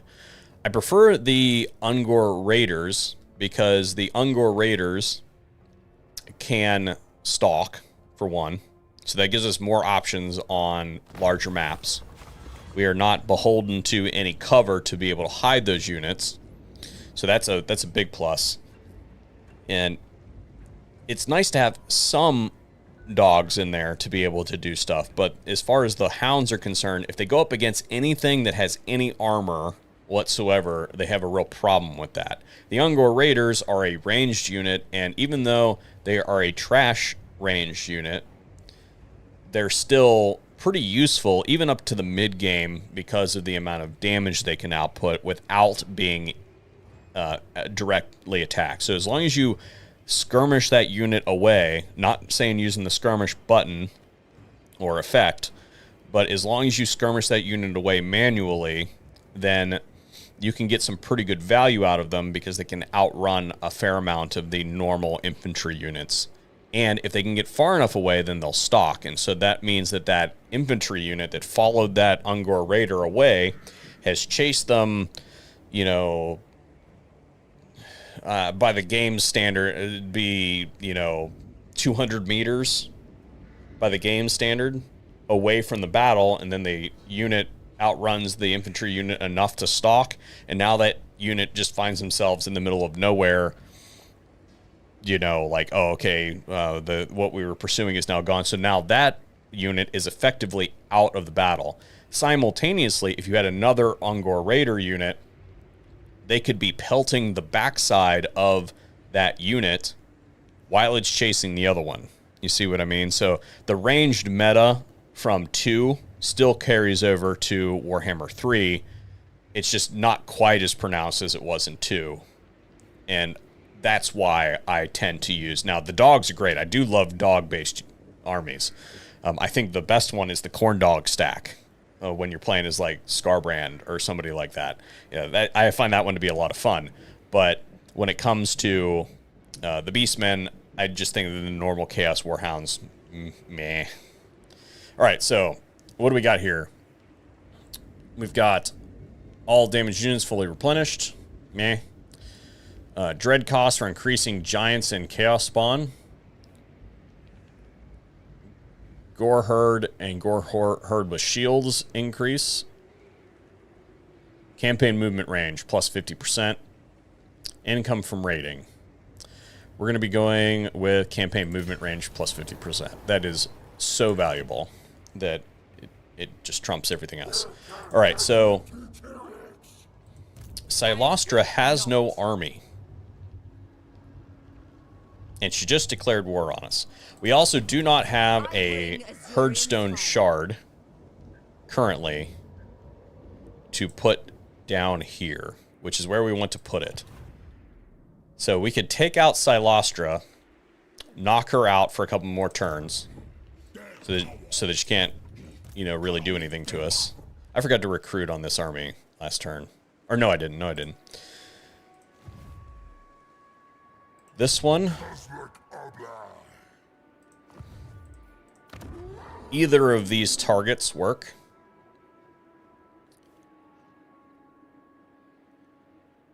I think we take out Isleheart, and then we bounce back over and take out Marienburg, and that will give us enough to do the Ritual of Ruination. We won't get as much out of, we won't be able to take advantage of these.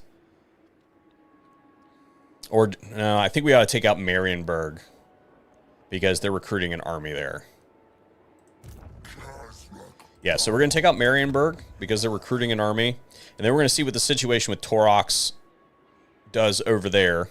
And if it clears up, then we will initiate the Ritual of Ruination over here and then set up another Herdstone over there because we need that Herdstone Shard. And then this army is just going to take out Be really good to set up one there. Shocks. We need to get to another level so that we can get more Hearthstone shards. All right. So first, we're gonna go over and take out Silostra. We're gonna hope for an ambush. Ambush. Got her. Although, of course, I auto-resolved that and it didn't kill her. Which was dumb. I should have fought it manually. So, we're going to have to waste the points.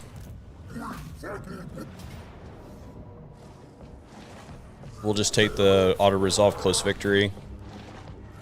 We're going to raise and advance. So we want to make sure that we have enough movement. Oh my god.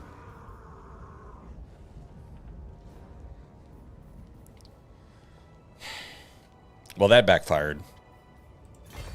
It's okay. We needed to buy a turn anyway. That is not ideal, though. So we're going to dump this dog unit. Relax. We're going to replace it.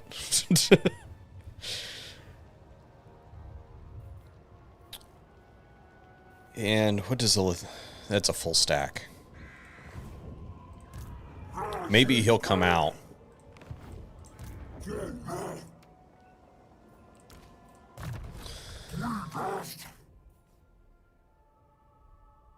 Okay, so he went down the right line there. Let's see. Favored of... Okay, let's see. Where is... Gore Feast? There we go. We'll go with that. And we've got some more recruitment slots, so we might as well.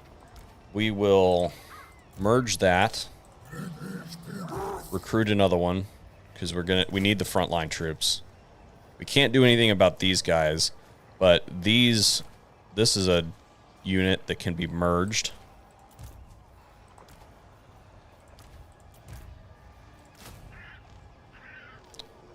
And we'll sacrifice...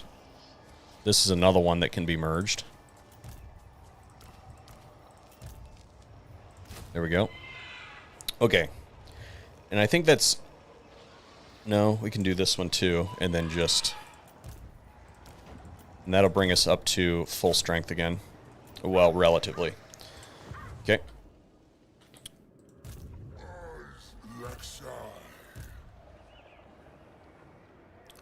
So we know the situation with Torox over there, so regardless of what happens here, let's take a look.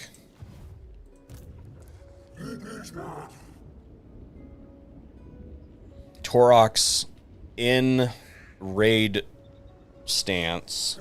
He gets extra movement in raid stance. He can probably reach that next turn, maybe. Depending on what Silostra does. But chances are, we're probably going to have to... We probably won't be able to take that next turn.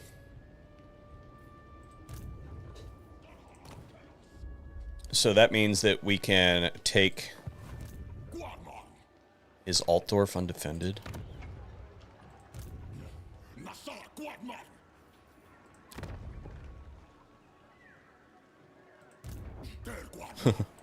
We're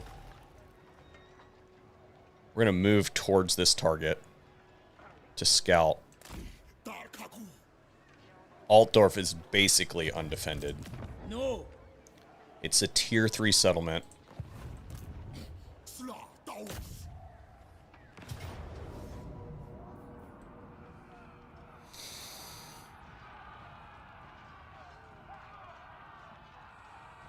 Yeah.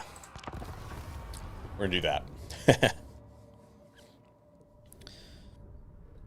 No, that's the other thing. Like, it's nice.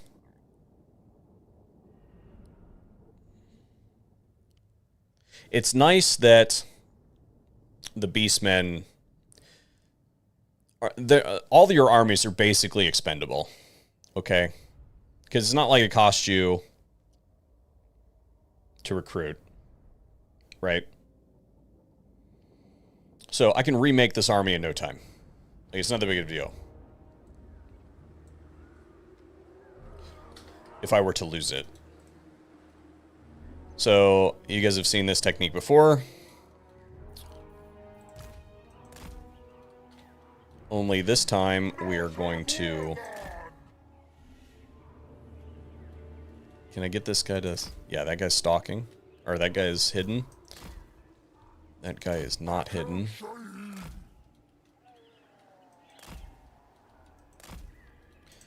Trying to hide my chariot. Okay, and then the dogs. So this one, this one, this one, and this one are all our capture force. And then we have to show a decent showing here. So we actually are going to take some casualties on the Ungor Raiders. Because we need to reveal them quickly.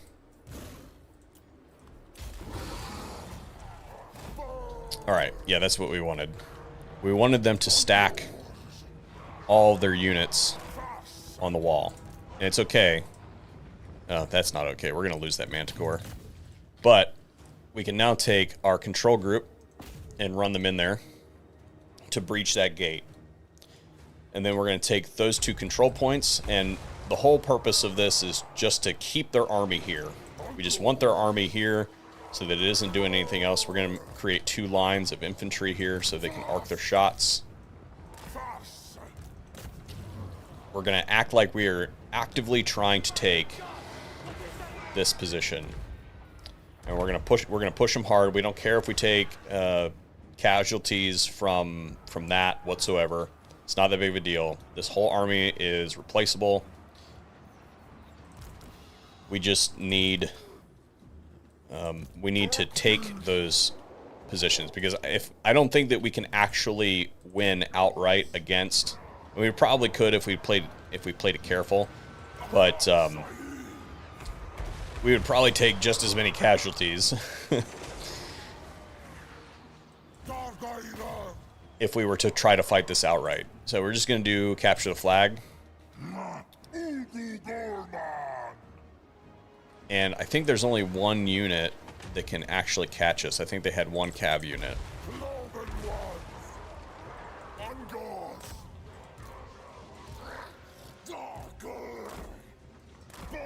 Move those out so that they're not getting pelted by their archers. Hopefully they'll draw their archers in a little bit closer.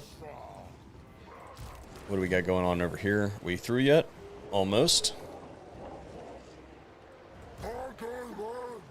And so the dogs are going to go straight for this zone. The other 2 units are going to go for that one. So we're going to direct everybody to kind of run through that point right there. And we took our Bray Shaman. Actually, that was a mistake. I thought he was on the chariot. Shoot. Well, we don't want to risk him, so he should come around here.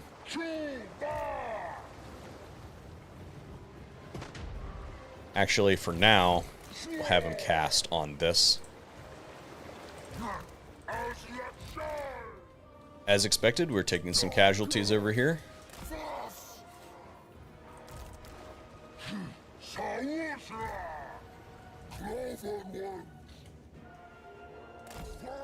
So, dogs in, and the chariots. We might be able to distract this unit with our high-value lord here. They're starting to move against...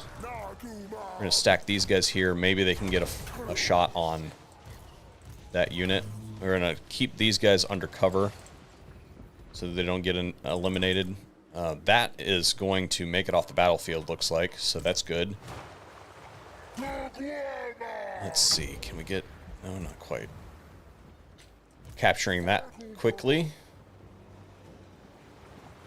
Yeah, that's what we want.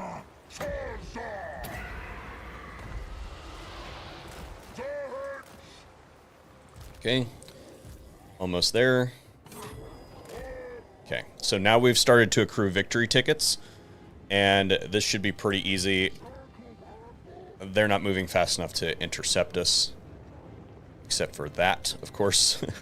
But we have more than enough to match that. If we can get some... If we can start some capture on this, we're faster than that unit. We should be able to defeat it with 2 units of dogs. That's not good. That's not what we wanted. So this is going to stay there. This one is going to prep itself to run out this way, and this one is going to prep itself to run out this way. Did they... What are they doing? Superior AI.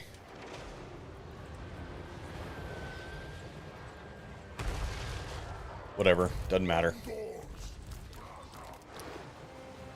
I know that some of you are just watching this right now, and they're going to be like, oh my gosh, you're taking so many casualties. You should see one of my Skaven runs. Like, you will lose your mind. Okay.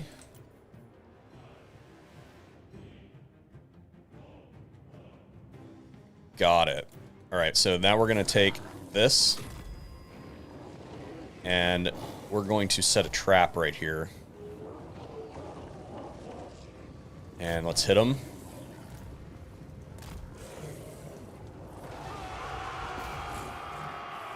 And they should be able to handle that.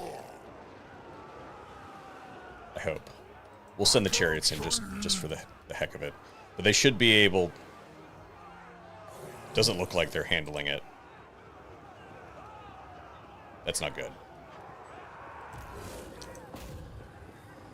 I assumed that they would... Why aren't 2 units of dogs... Why didn't 2 units of dogs defeat a Reichsguard unit? Alright, so we're going to have to change the strategy. We're going to lose those chariots. We will sacrifice the chariots to win the battle. We're going to take this dog unit, and we're going to set it up over here, because our other one routed. So... they can have the chariot unit.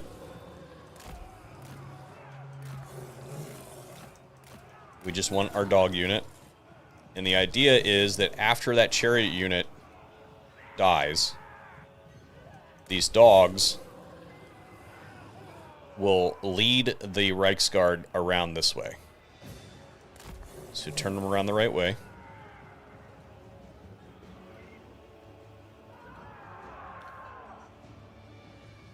Chariots are losing.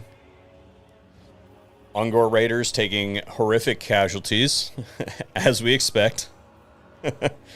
We still have our spawn, though, and it doesn't look like our Lord is doing a very good job at attracting any enemies. And we don't even have to sacrifice that chariot unit. We still got 3 chariots. That's what we started with. Alright, cool. So, we just took out the enemy in the region that is the largest threat to us, which is the Empire. So, we just took out their capital. And while I would like to raise a herdstone here, we're just going to blow it up. Because this will set them back. It's their only tier 3 settlement, as far as I can tell at this point in time. So they're going to be reduced to archers and spearmen, basically, for the duration of the campaign. We can come back here and set up a herdstone later, after we get a herdstone shard. But right now, the priority for our herdstone shards is over in the lands with Ilithanar. So,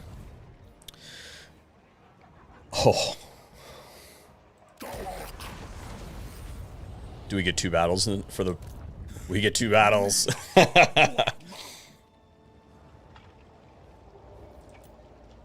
Can we... No, we can't. I don't think we have a problem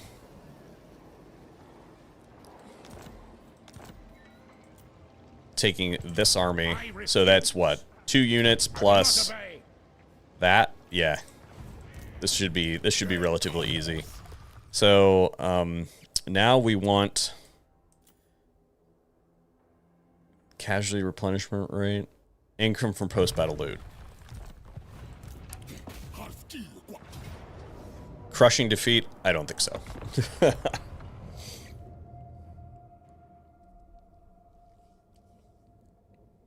That was a healthy chunk. So what we want to make sure that we do not do in this battle is we do not want to lose the Manticore, because I don't think that I can recruit it outside of one of my blood ground regions, because I recruited it through the herdstone mechanic. So we need to make sure that we don't lose this. So we're just going to withdraw it. We don't really care if we lose these. We cannot lose this either. So we got to be careful about our spawn. So I don't really care about the Tuskor chariots. Is this guy on a chariot? He is not. Okay. So he can't run along with the army. Let's see here. We can Vanguard deploy the dogs into the corner. We'll split our group of Ungor Raiders into two again, like we did last time.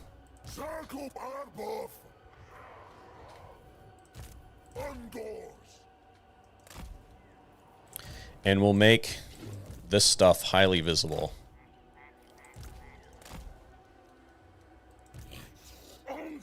Okay. So I think the best way to do this is going to be to maybe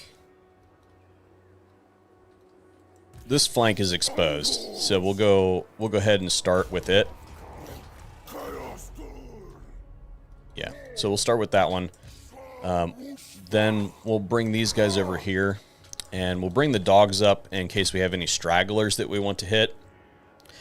My hope is that as we start attacking this, if we rout any units, then they're going to rout right off the back of the battlefield, and we won't have to do a whole lot of chasing, because our chasing units are not looking so hot.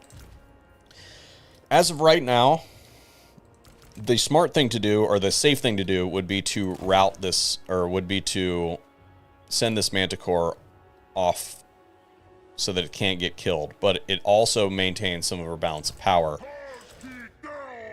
So we're going to keep it on the battlefield for the balance of power to hopefully induce the army losses. But if the battle moves in that direction, then I will withdraw it. So I don't want to get too much closer, because I don't know how far this army extends. I'm going to guess it extends to about here. But what we're going to do is come over this way. And we want to hit this unit. I should have paid closer attention to what their army composition actually looked like. Speed this up a little bit. Off fire at will. And we're just going to bring them right in like that. And that should be close enough. Yeah. Alright, they spotted us.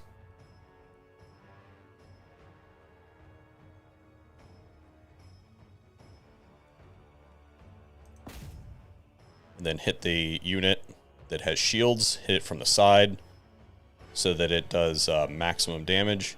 And now that they've decided to aggro against us, we'll leave. We now see the rest of their army. They're chasing these units this way. We've now divided their army. You can take the dogs and hit that unit right there. And we can set this one up right over here to be a... because they're going for this. We could use the chariots. Yeah, we'll harass them with the chariots. We'll let them chase this over that way, while the dogs do good work over there.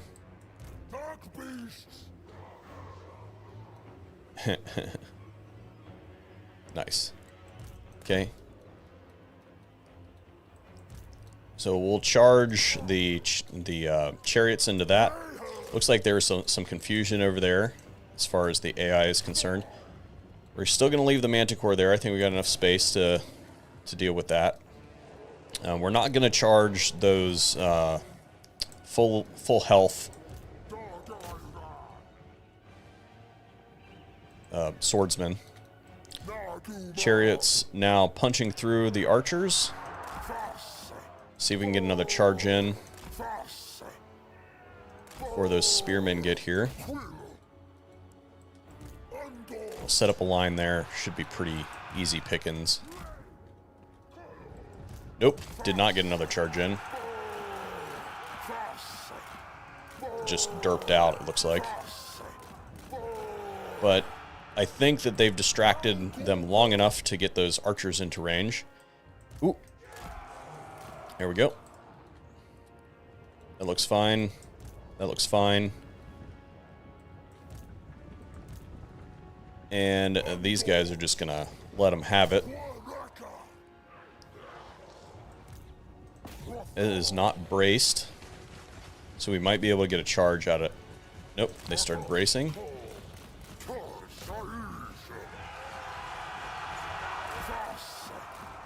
Okay, archers down. We'll just let them continue to chase that if they want. Now target that. And then we can set up a line here and actually let them shoot. And even though they have shields, they're not going to do... They're completely outnumbered, so they're just going to whittle down that unit pretty quickly. It'll rout before they actually get there. And then we'll chase that down with the chariot, and we'll tell these guys to shoot at that one, these guys to shoot at that one, so they don't actually shoot that. And what happened to the spearmen, or the swordsmen that were coming after these dogs? There they are.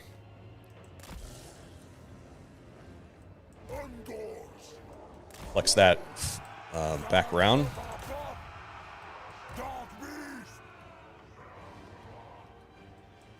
Looks like that's going just fine.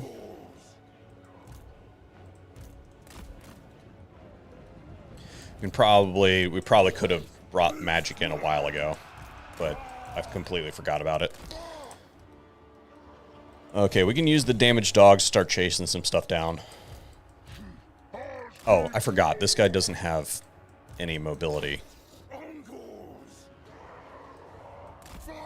Now, this was a... If I remember correctly, this was a settlement battle, right? So, because this is a settlement battle, we can go ahead and we won't have to chase anything down.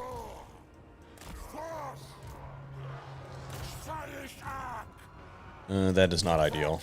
Get out of there. Come on, man.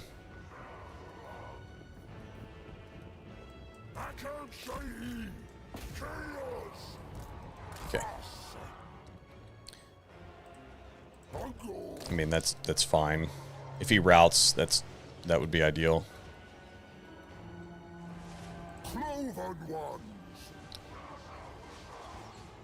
Or they could kill him. That's fine. Help that guy from all angles. Get that out of here. Let that chase around. And where are our dogs?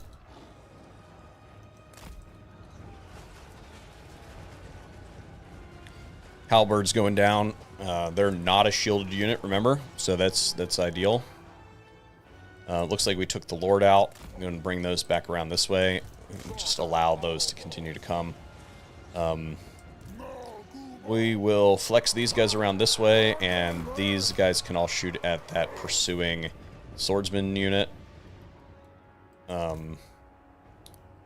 These dogs can come around and take on that. Oop, that's not good. That's not good. I thought these guys were going to be in place by now.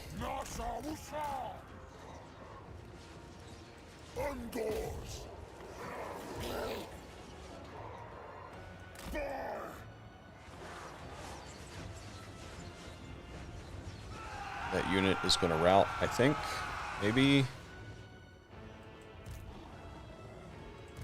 Get them out of there. Okay, there we go. All right, cool. Army loss is achieved. We do not have to run anything down because it was a settlement battle. And in this instance, I believe that we are going to also loot and raise. mean, we got a really good payout from the last one, but I think we're okay to loot and raise in this instance as well. Because we do need to replenish, but I'm pretty sure that we will have enough movement regardless to, because I think it gives you a little bit, so we should be able to encamp. Loot and raise. Yeah, it gives us enough to go into encamp stance. My lord. And so, was that the... No, this was the last one. Okay, so now the Empire is down to 5 settlements. They keep confederating, you know? So they're down to 5 settlements. And did we lose anything in that battle? Looks like we're missing something. Did we lose a...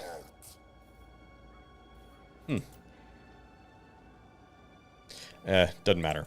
We're going to go ahead and merge these dog units. We'll take another dog. And, you know, I think that we're... Let's look at the differentiation between... These have higher leadership. They're the same speed. They only have slightly more melee attack. They have slightly more melee defense. They've got the same charge bonus. Weapon strength 26. Weapon strength 22. The Ungor Raiders are better in melee. It makes absolutely no sense. Yeah, we're just going to keep getting more Ungor Raiders. Now, these are getting to the point where they're actually getting some rank on them. So this is a rank 2. So we'll merge it with that one. This is a rank 2. So we'll merge it with that one. And this is a rank 3. We'll merge it with another rank 3. All right. So that should allow us to fill out the rest of the army. Okay. Cool. And then we wanted to upgrade this, right? This guy can get some points. And we'll do some more post-battle loot.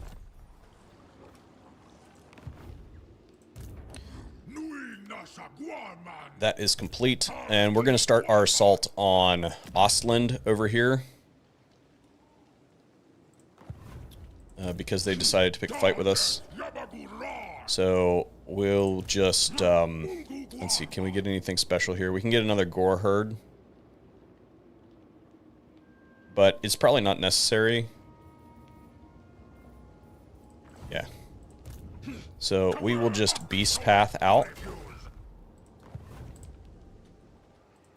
Not likely.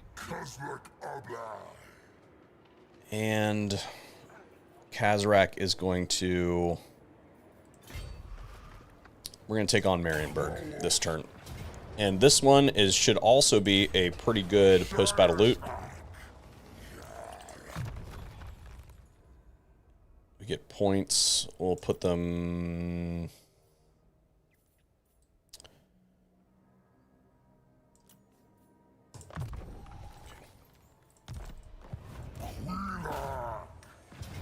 Okay. We're going to fight it manually. I will be right back. I have to take a pee. So while that loads up, I want to know what your favorite faction to play is.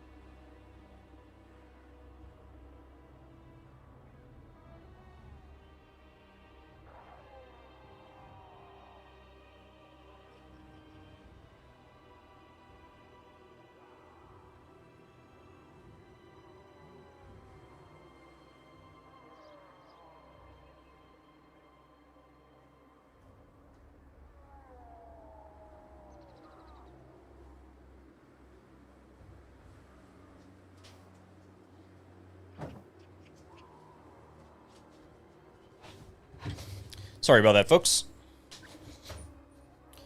You know how it works. Nature calls.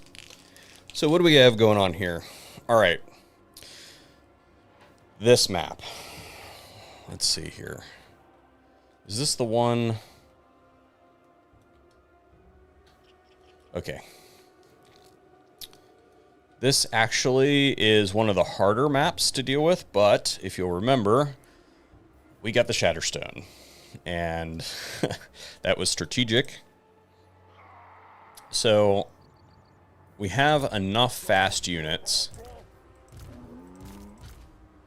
to Shatterstone ourselves, because I believe, because Shatterstone is no longer tied to the wall, or is no longer tied to units. You can just target the wall. So what we're going to do is take all of our fast units, put it into a control group. We're still going to line them up right here because we want the enemy to see it. We're going to take our Ungor Raiders, set them up here, create a bullet sync with these guys.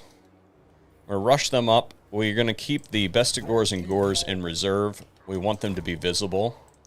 We're also going to take the Minotaurs, and we want them to be visible.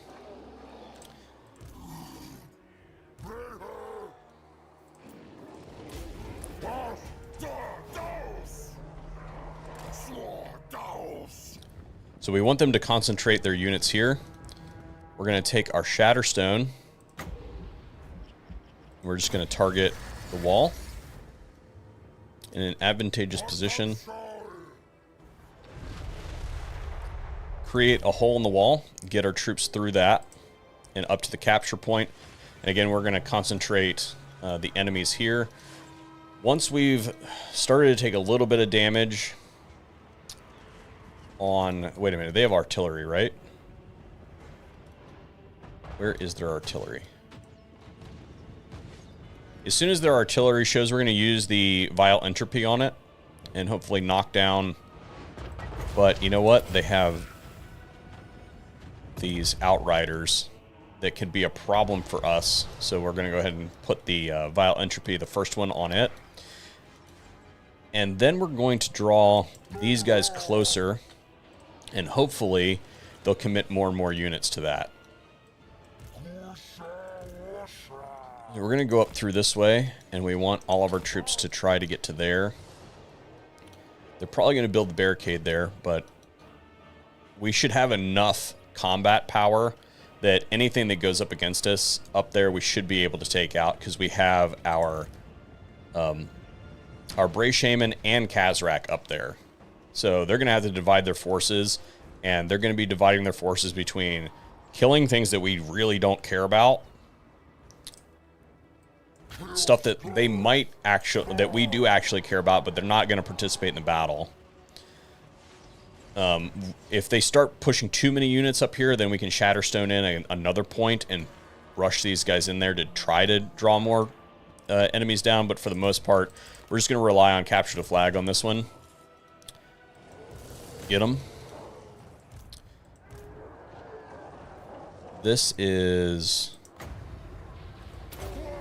good enough for that.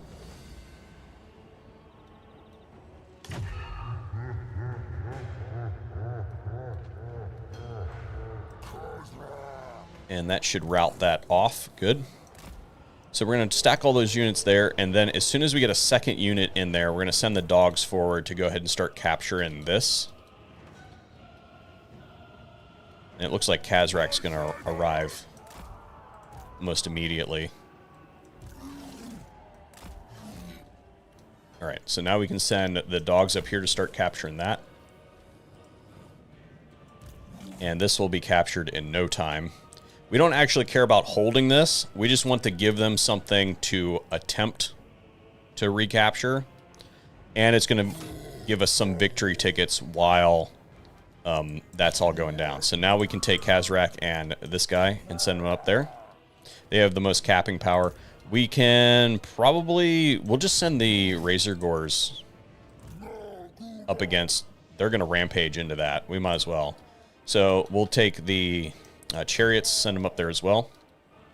So I'm totally fine with the way that this is going. Yeah.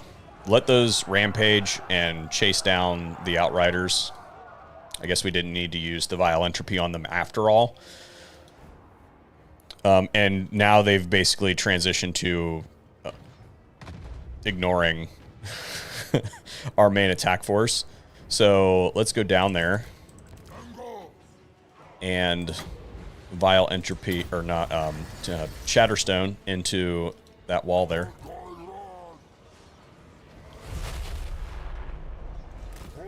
And get those units in there. And we can go ahead and start moving these ones in as well. And just move the Ungor Raiders in a little bit closer so they can shoot completely over the wall. And where is Kazrak? Alright, they are all in there. The Razor Gore herd is doing exactly what we wanted them to do, which is basically just tying up the enemy. We're looking for a good opportunity to use Vile Entropy on more than one missile unit. It'd be nice if they consolidated those. Then we could use the Vile Entropy on that so they can do... Because here's the thing about that. Not only does it decrease their ammunition that they can use on you, but it also decreases their balance of power. So we've captured that. We can move these guys up. We might as well deplete their ability to make more towers and stuff. They're going to go for this probably first. We still don't have a good shot with the Vile Entropy. We probably won't even need it, it looks like. Razor Gore herd has rallied. We'll not get it destroyed, so we'll take it over here. And if we have an opportunity, then we'll get it off the battlefield. Looks like we have more outriders coming in, and that's fine. We'll use the dogs here in a second if they go up into that. And we're just going to put this on...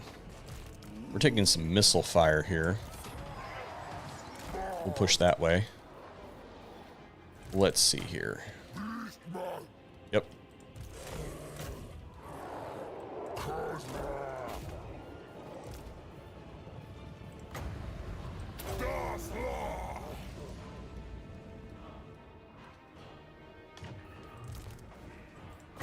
Exactly what I said earlier. Oh, that was a bad cast. We're going to get him. Yes, got him. See what it just did? Victory in our grasp. That's without the capture point. Just knocking that ammunition out almost put them into army losses. Alright, pull out of that engagement. You don't need to take excessive damage. Look at that Razor Gore chariot. They can totally have that, and we have that battle. Easy peasy.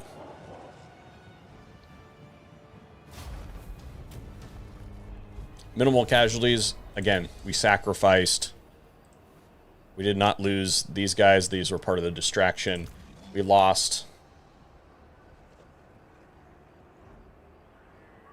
24 Razor Gore herd. Whatever. It's a free trash unit. A lot, high output as far as damage is concerned, but I don't think that units that rampage are all that useful. I will take the Feral Manticore because it's a flying unit.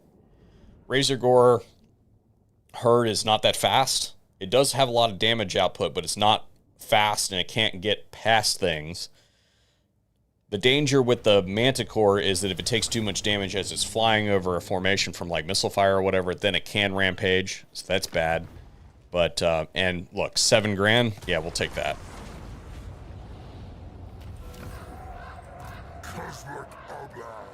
So we could perform that ritual now. We don't have to. And we could take either Fort Berg Breeze, excuse me. We could take Isleheart, or we could take Grung Zint. I think that likely what's going to happen next turn is, again, we have to see what's going to happen with Torox, but we're probably going to take Isleheart because it's going to give us the most marks of ruination. So what we're going to do is just kind of, I'm going to call it, we're going to go for that. It is in our blood region, our blood ground. So we'll go ahead and put him into encamp stance, move him towards it, so we might get more movement out of it. We don't really have any replenishment that needs to occur here. And let's just see what we're going to. We're going to go with Slug Skin. We called that already. And then I think we need to go over to check on what Torox is doing, because I believe it was time to maybe give him... tough. I'm gonna... We had... One of our lords had the trait that I'm looking for. Unsated bloodthirst is the trait that we are looking for Torox's Bray Shaman. So what we're going to do is we're going to go through these heroes and we're going to delete ones that we definitely aren't going to use. So I don't really like this lore, but it gives us a chance to get one. So we're going to go ahead and recruit this, and then we're going to disband it. We're going to move to the next lore, which is beasts. I don't really like this one either, but again, Nurgle's Foul Stink's okay. There's a good doom stack that can be made with that. We're not going to be using Determined, so we can go ahead and use grab that one and disband it. And then Shadow, we have one more slot for that, and then we are not going to use Intelligent. So we can recruit that and disband it, and we'll just try again next turn to get the trait that we want. Now, as far as Torox is concerned, it looks like he's got some build that can be done. And then what do we have here? He's got 20,000. So we can build this. Or no, he's already got that. We need the building for Minotaurs, which is...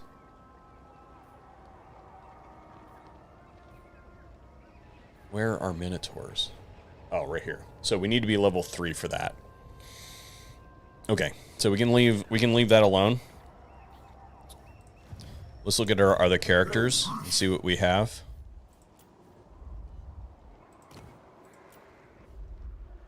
Let's see, Kazrak. We're going to want Bestigors for him. So we are going to go ahead and build that.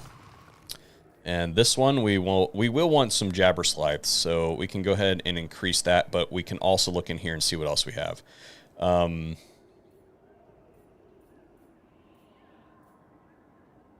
Yeah.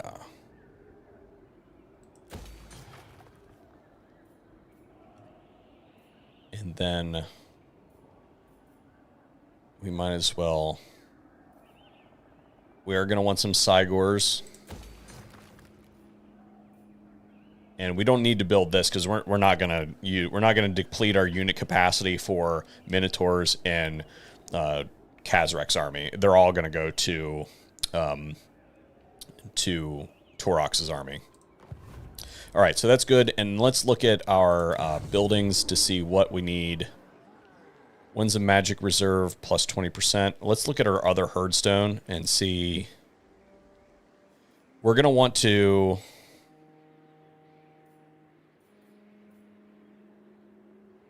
We're going to want to decrease their campaign movement range through this region. Yeah. Because they already have to get over here. So that depletes them when they come through this pass a little bit. And so when they get in that region, we want them to not be able to move very well. So that's a good one to put there. And I believe that eats up all of our ability to upgrade everything. Let's check our diplomacy. All right. As expected, nothing that we're going to do. And then we have more of this stuff to do. So what's this do? Speed Is this for the entire army? Or is this for this is for everybody? So this is a passive ability, speed plus 10%. Let's see if there's anything else we want. Missile resistance during siege battles. Yeah, yeah,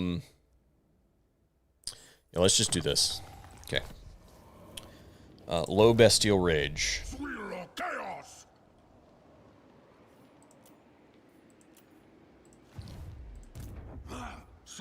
Okay. Moving on. All right. Again, what we get done on this turn depends on what happens right now.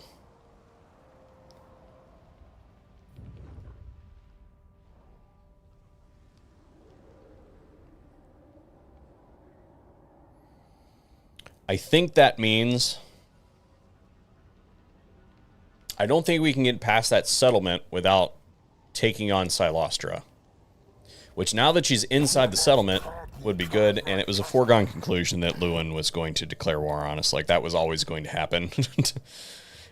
I'm surprised it took as long as it did. Now, I don't think that he has any armies that can strike us directly right this second. No, he does not.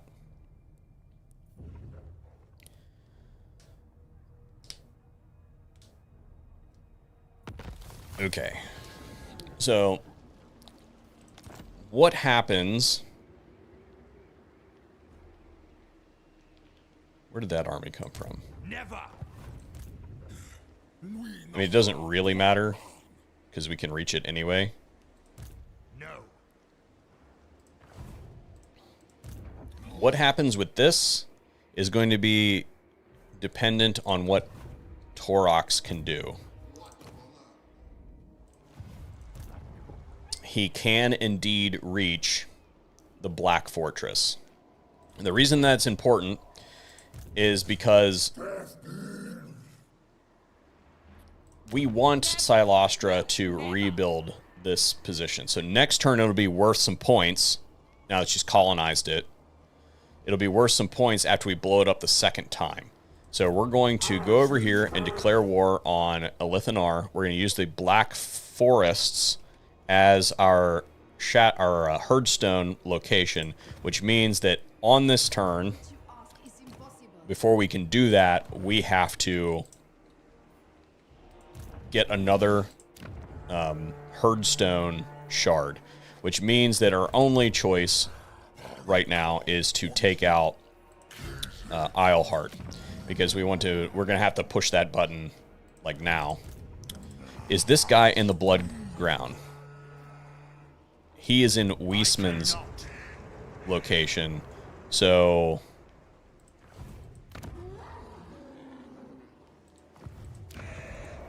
yeah. So because he's in Weisman, we do not get any more ritual ruination tokens. It might actually count towards both, because it borders it. It might count towards both. So what we're going to do is we're going to attack this, right? We're going to blow this up.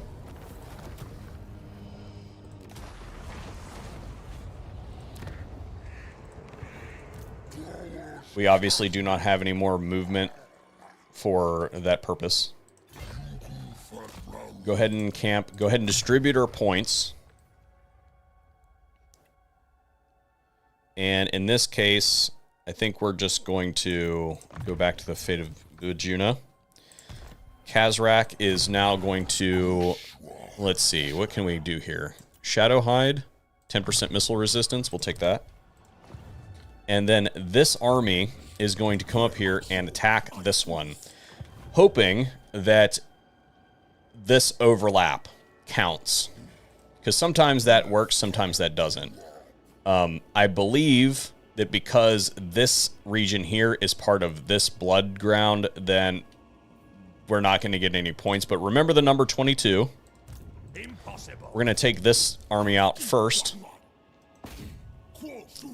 because if we get the points from winning this battle and they go towards that, then that would be great.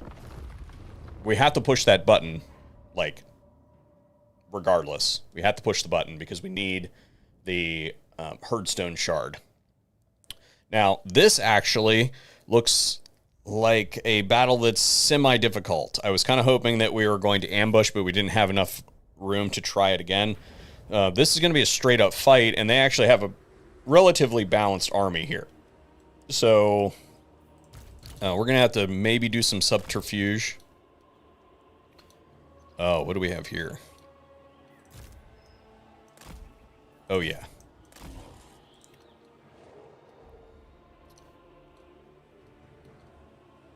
Oh, yeah.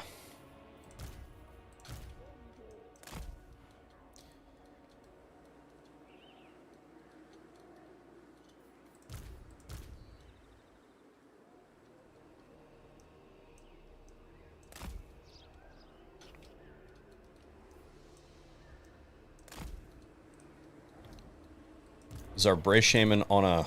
He is not. Alright, so we're going to have to use these guys as bait again.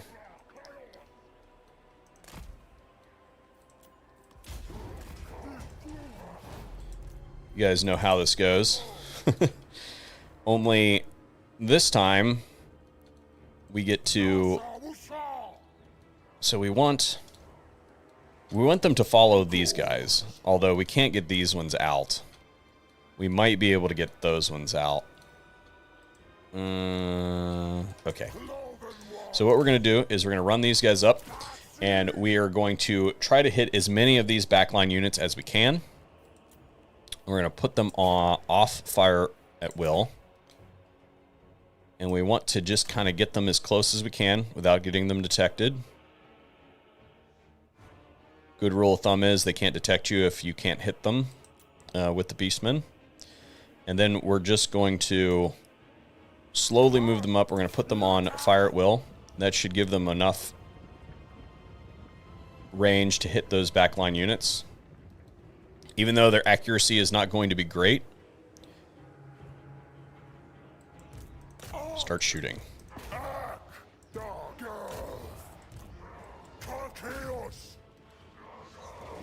What are you doing?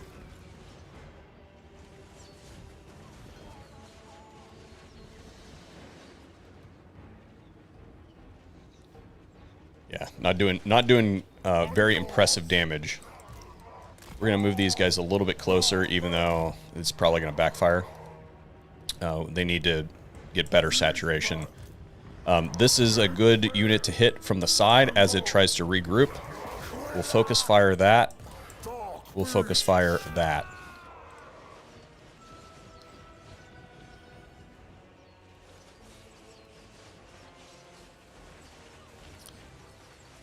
And they're probably going to aggro on us here pretty soon. Yep. That's okay. Let him do his thing. I believe that's the only unit that can catch us. Let them chase. They've now aggroed. We'll bring these guys out like this. We've already pushed these. We got 2 archer units that are running away. We're going to let them get some distance from the rest of the army because the army is going to pursue us this direction. We'll let them pursue us.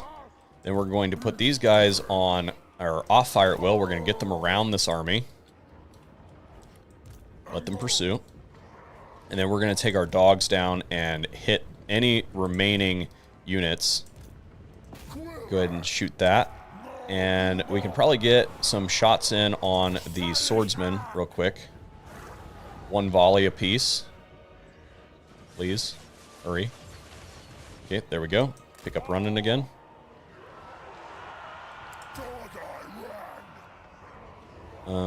These guys are going to have to move. Let them continue to chase.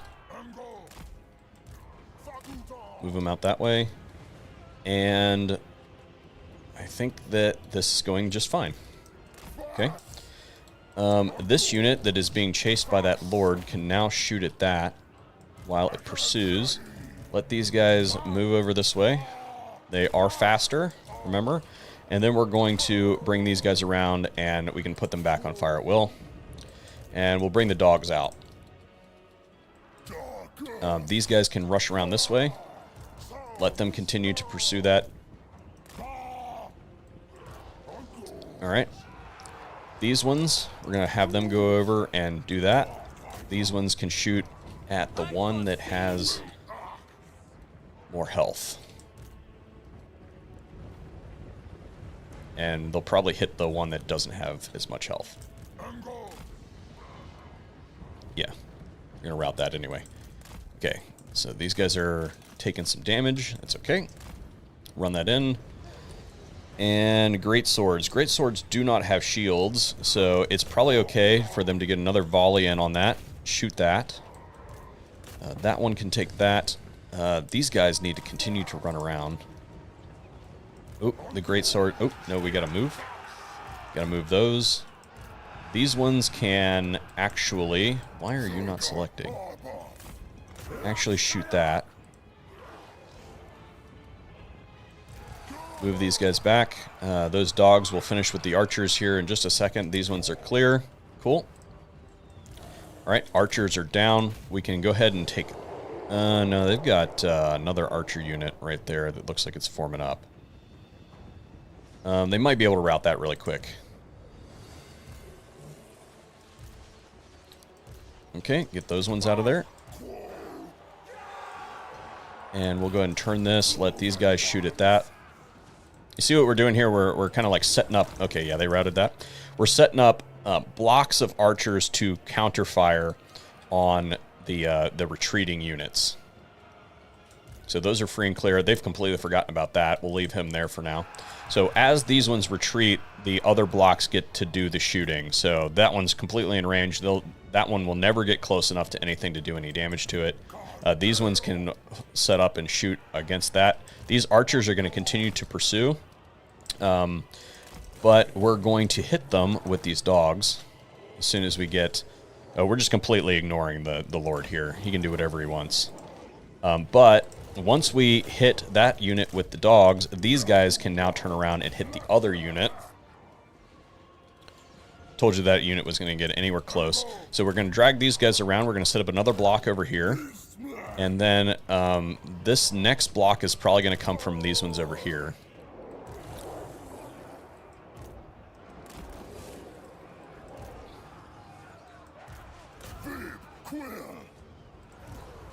Okay. Dogs are derped out. Thanks.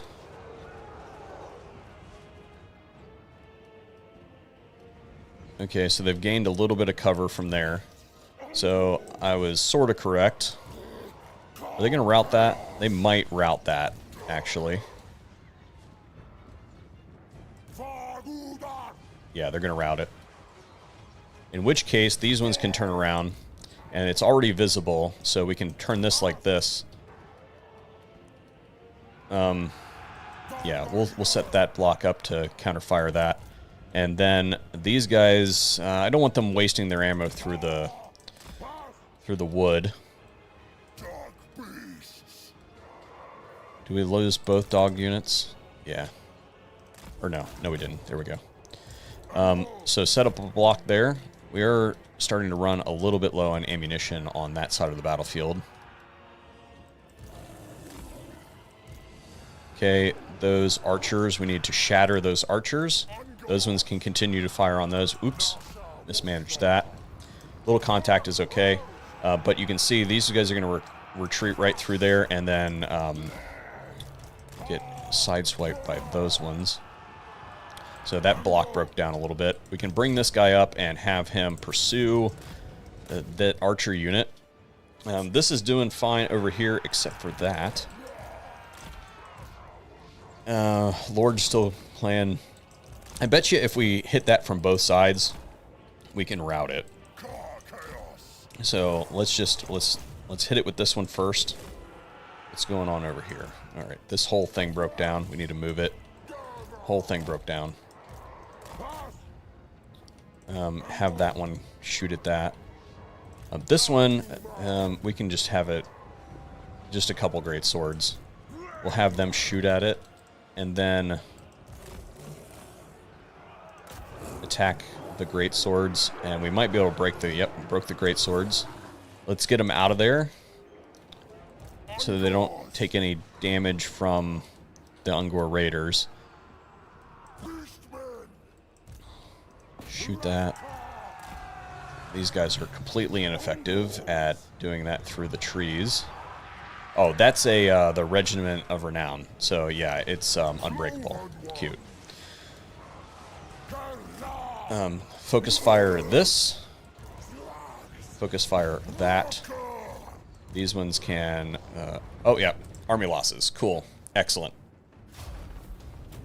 So, the number was 22, remember, and this army was on forced march. So, while it would help us to take some captives, I'm getting a little bit tired, so we're going to have to break it off here pretty soon. We could take more casualties, or we could take more captives for more post-battle loot, but it was on forced march, so it doesn't really matter that we run anybody down, because it'll be wiped out anyway. So we will know whether that gave us, because I believe that there was an overlap there between the two blood grounds. We will know whether that's going to give us any points towards our current marks of ruination if the number is above 22. So let's see. We're going to take... Our Bestial Rage is good, so we can just take the favor. And the jury says, nope, did not count. Okay. So distribute our points. I think we want to go... The spells on this lore are fantastic. So I think we're going to take Vile Tide, so we can continue through. We want to get Savage Dominion, right? That's what we're going for. This one can continue to wreak havoc in this region down here, so we'll go ahead and put him in camp stance and have him move back down. I don't think he needs to do any recruiting, because that's going to recover by our next battle anyway. Kazrak is set, so we're going to have to perform this ritual so we can get our Herdstone Shard. So we go back over to Torox, and then we're going to come over and take on, even though the military presence is 20, we have some fast units. This is not going to be a... This is going to be a tough fight, actually, now that I think about it.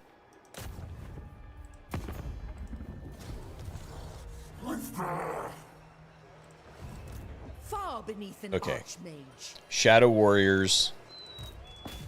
It says decisive defeat. Ooh, buddy. Ooh, buddy. Now, we don't have to win this fight. We don't have to win this, because we can always do the damage. So if we do decide that we're going to lose this battle, then we want to make sure that we are targeting Shadow Warriors, because we know that the Shadow Warriors and any Illyrian Reavers are going to be units for not the garrison. So this is going to be a tough fight. We may lose this battle. If we do lose this battle, it's okay. We can always redo it. We're going to go into an camp stance. They're not going to detect us. We can always replenish and come back. But it is important that if we are taking out units and we've decided that we're going to lose the battle, that we are concentrating our fire on the Shadow Warriors.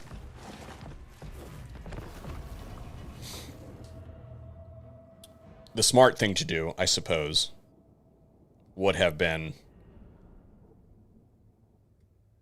to not get in this fight. So as long as the only thing that isn't replaceable in this army is Torox himself. So we need to make sure that we do not lose Torox. We do not want to lose the army, because we would have to disband our defensive army across the map if we did that. So what we're going to do is...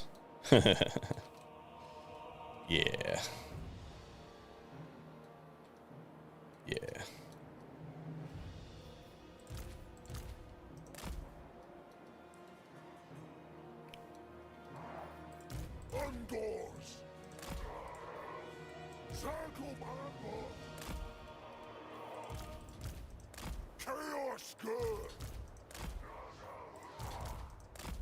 Doors. Remember, all these units stalk as well. Torox does not stalk.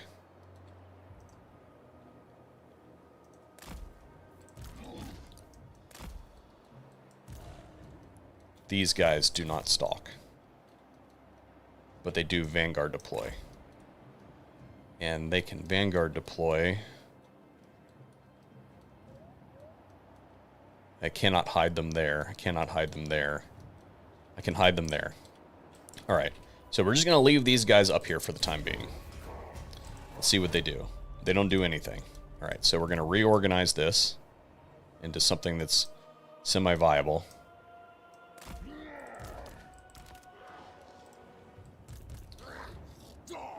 So we need Ungor Raiders and all of our frontline troops as well. We want these on, we want them off fire at will. And then we're going to just, let's see here. These are spearmen. Let's see if we can create a cluster by bringing all these guys up. If I can get them to spin the army like that, that's what we wanted. And I want them to spin that army around so that it's located up in this open region here. Because right now, half their army is in the trees. Well, it looks like that's not what's happening.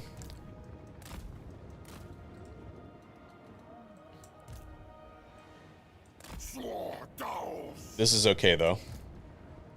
Because if they do that... Or wait a minute, are they reshuffling the army? No, it looks like everybody's moving that way. So what we'll do is we're going to run in with the dogs, and then this whole section of the army is going to come up over this way. We're going to put them back on fire at will. And hopefully that Illyrian Reavers unit... Yeah, that's what I was hoping for. They're going to freak out and take up a firing position.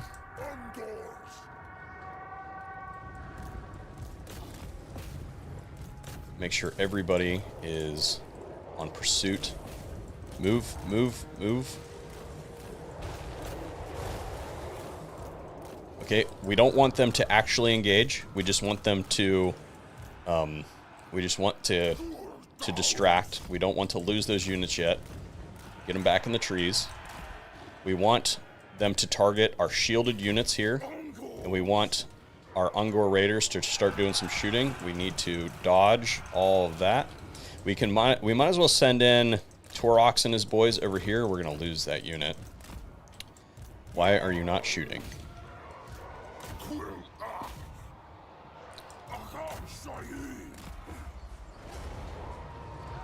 Okay, that's okay. We can put that in like that. Bring this around here. And we'll send the Razor Gore herd into there. We'll send the other Razor Gore herd up like this. This is okay. Why are you... What are you doing? Stop. Yeah. See, this is what I was meaning about. This may not go well. Now, that was actually my fault because I put them on pursuit. Yeah, they're pelting the crap out of us. So, let's get some of these guys in here. We are not going to win this battle. And again, that's okay. I need them to rout this unit so it's out of my way. They can attack the Reavers. Rout that unit. And as long as we are able to get Torox out of there. Okay, now we can pin down some of this crap while we advance some of these guys forward. Again, they outrange us so substantially that we kind of have no chance at outshooting them. As long as we can tie some of them up, we might be able to actually do some good damage against their lord, too. Do we have any more units that can tie any of this stuff up? Okay. So those guys got in. That's not good. We wanted the Illyrian Reavers to...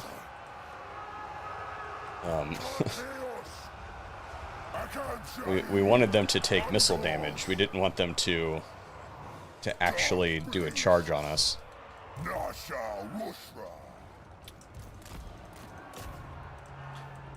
So again, as long as we targeted the important units, we can replenish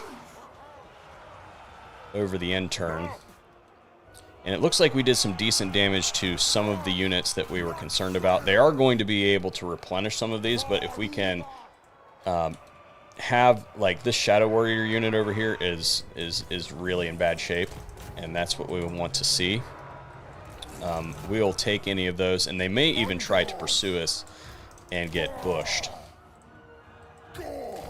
So if we could eliminate that, that would be great. Okay, let's start getting... Can we kill that Lord? That's what we need to do. Alright, Illyrian Reavers going down. Again, completely expendable units. What is this? Can we get their Lord? If we can get their Lord, then I'll pull Torox out.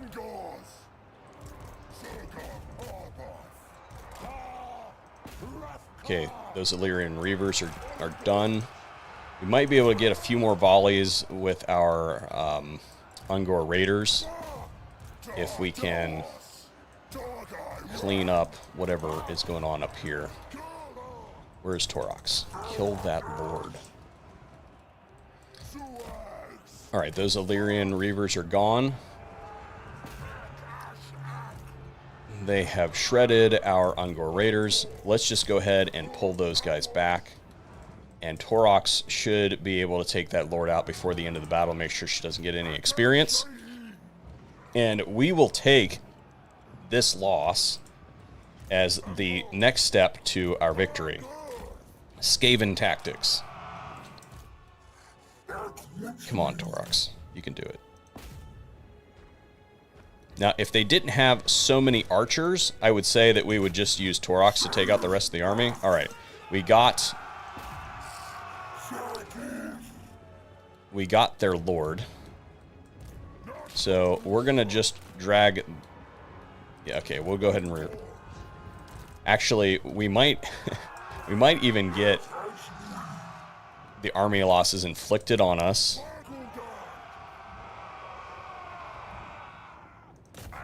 If we get the army losses inflicted on us, we wouldn't even have to retreat Torox. Yeah, if I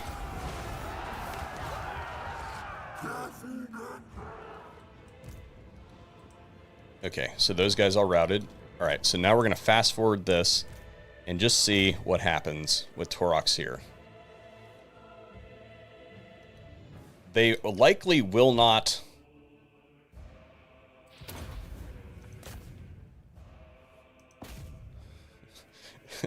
Wouldn't it be hilarious if Torox just soloed this whole army? He has healing while he's in melee. But if they get us down low enough, then they should inflict the army losses on us. And if they do that, then I don't have to worry about retreating him. Because he's not unbreakable. Attack.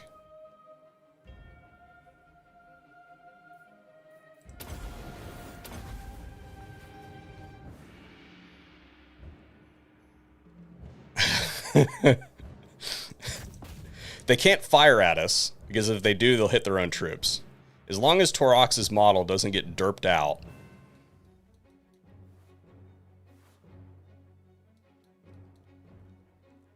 because he regens as long as he's in. He's up to 320 something kills.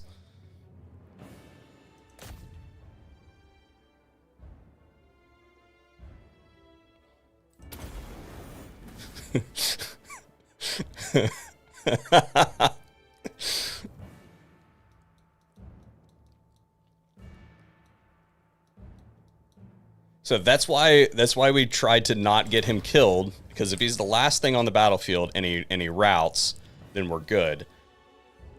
It's bad if we have plenty of other units on the battlefield, because if he gets like a bunch of missile damage, then we've got a problem. We want him to fight the archers. His animations really help out with a lot of this as well. How you get Torox killed is you let him sit there and get pelted by archers. Now, he's hit his battle healing cap, so we are probably going to lose this battle soon.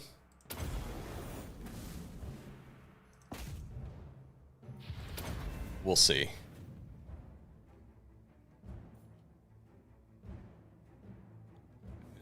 I'm holding my breath.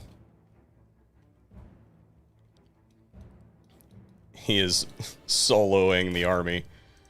Come on, dude. You can do it. You can do it, buddy.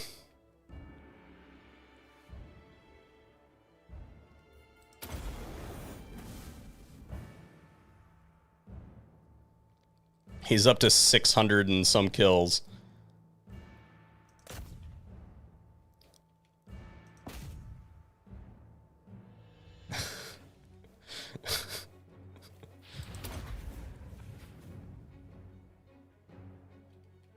Can he do it?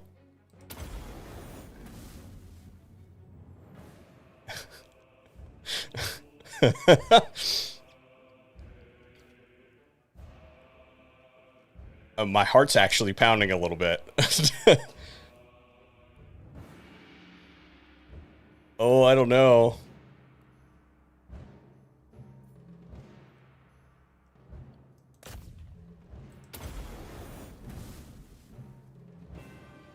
Uh-oh. Uh-oh. Uh-oh.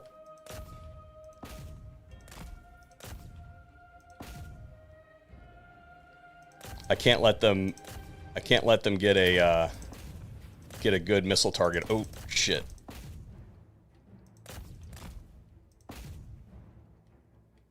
Oh, oh. Oh. Did we get it? Follow them off the battlefield. Route them off the battlefield. Route them off. Route them off. There's a whole bunch of archers over here. Route them off.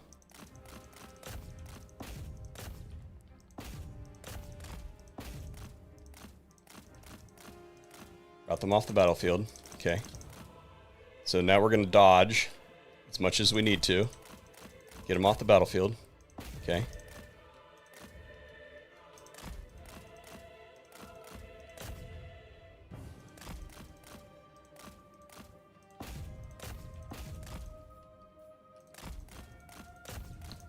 I'm waiting for my my damage resistance active ability to come back before I actually sit there and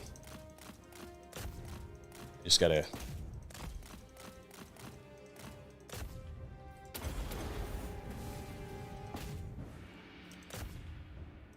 Come on, damn it.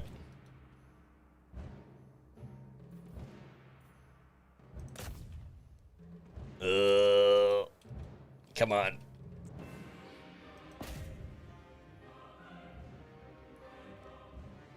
Do it. Do it.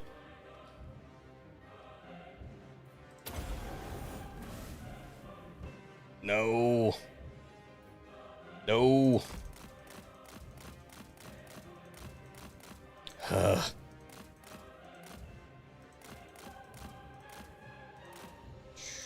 Okay.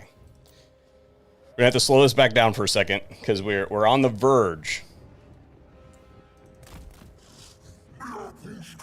So this ability causes fire damage and it's 100% armor piercing. So hit that. Charge bonus. So if I can continue, I don't think they have any missile units left.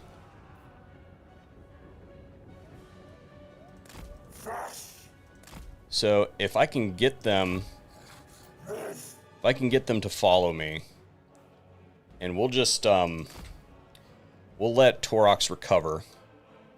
So let them chase after me. I've got him on walk, okay?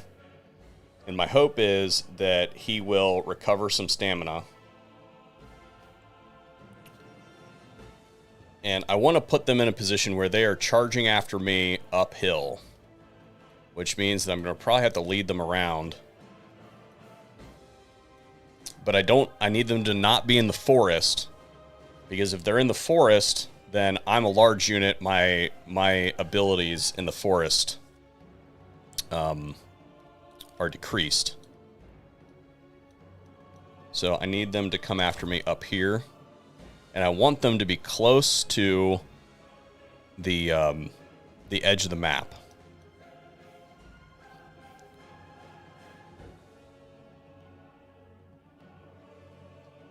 Because I want to try to route them. So we have 2 spearmen units. One of them is in better shape than the other.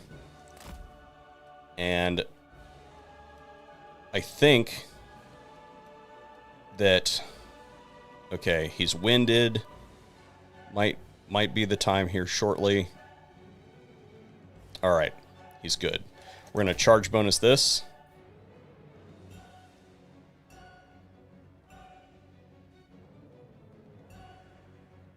All right, and then we're going to route it off the battlefield.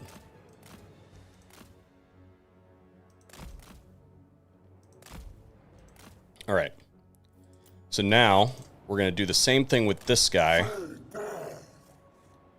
But we're going to do our enhanced, and then we're going to hit him with this right when we get in there.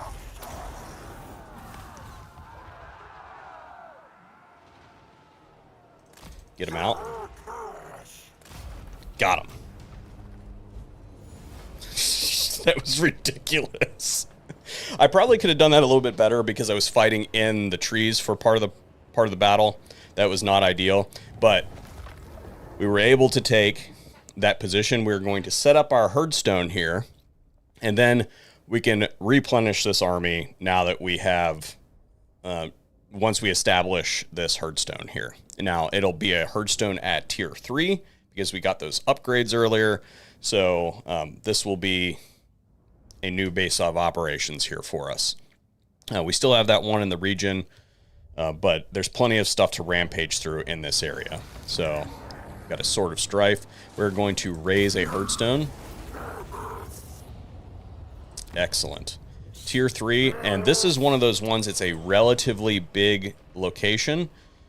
As far as this section is, it takes up all of this. This side's not so good. So we want to make sure that we raise the campaign movement range 1, so decrease campaign movement range for enemy armies. And then we also want the visibility one. Yeah, that one. Cool. Now Torox himself, how's his stuff doing? Siloster's there. She's not really a threat to us. There is some military presence there, but not anything to really be concerned about. And there is Siloster has an army there, it looks like, but she's probably not going to be able to contend with us if she can even reach us. So what Torox is going to go for this time around is he needs to increase that, and that uses all of our money. Okay. And we need to get him some troops.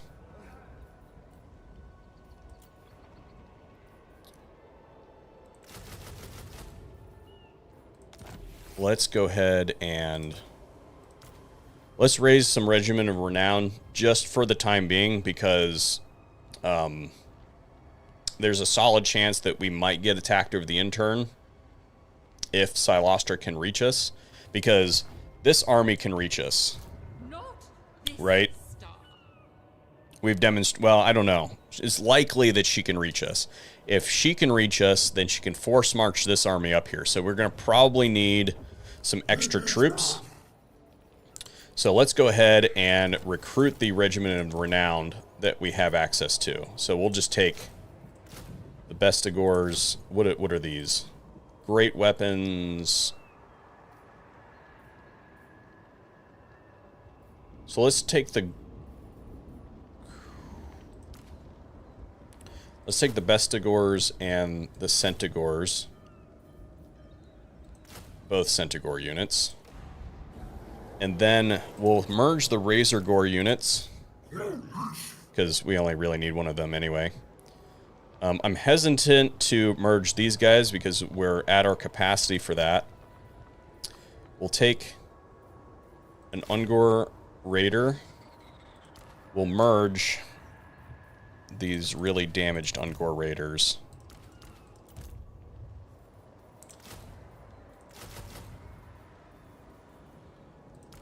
Ungor Spearmen, merge them. Go back to the regiment route. We'll take that one. We need to open up one more space for the other regiment of renown. Okay, so we still have, what? Plenty of spaces for recruitment left. We don't want to deplete our army too bad, because if we do get attacked, these units over here that we are recruiting won't be accessible. So we'll just merge that, and we'll take another Ungor Raider. All right, so I think that puts us in pretty good shape. We'll go ahead and get... what do we want? Charge bonus, Gore Feast, Drenched in Blood, Bestial Rage. That doesn't really do anything for us because we're not playing as Torox in his faction. We'll go ahead and just get Juggernaut. And down here, we'll go with Casualty Replenishment Rate. Okay, cool. All right, so what I'm going to do is, I think it's time to break it off for tonight, but what we're going to see is what happens when we press end turn. Do we get attacked? And that's where we'll pick up next time with this campaign. We're not going to build that right now because we're not entirely sure that we're going to need that. This guy can still move, and he's going to war with Ostland, so we're going to bring him up here, and he needs to recruit some more units. We don't want him too close. We don't want them to discover our ambush. And he needs a couple more units. So he can take another dog unit, another raider unit, and no, actually we'll go with... Yeah, there's enough frontline troops there. Okay. It's saying that we have a building that we can build. I'm not going to do that for that character. It says that there's nothing there. All right, cool. We're going to press end turn and see what happens. Do we get attacked? And that's where the series will pick up on the next live stream.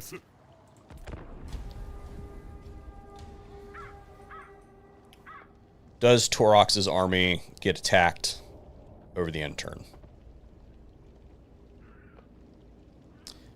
Silostra is making some moves. They are going to attack. No, they're not going to attack us. That was really, really stupid. She just moved her weak army right up against our herdstone. We will be able to draw in our garrison, push her off, and then hit her for a second battle. Because what's going to happen here is we'll pick up with this next time. But to foreshadow what's going to happen, let's go to Torox's army here. She is right up against our herdstone, so we'll be able to draw in our garrison, which at the Black Forest it looks like we've gotten a decent amount of garrison over the end turn. We'll be able to delete her army because we're gonna attack her. She's gonna wave off. We're gonna push it out. We're either going to ambush it or draw this garrison and this army into battle. Again, we have a pile of regiment of renown and a nearly full army to recruit from, right? So we're going to, in this instance, we don't even want to destroy this necessarily because we want to get... They're still rebuilding it, so it needs another turn for us to be able to get any points out of it. But we're going to get 2 points out of that one and 2 points out of that one. So, yeah. That was fantastic. I hope that you guys enjoyed tonight's live stream, and hopefully we'll see you on another one here pretty soon. Again, thank you for tuning in, and remember to subscribe to the Art of Safe Scumming.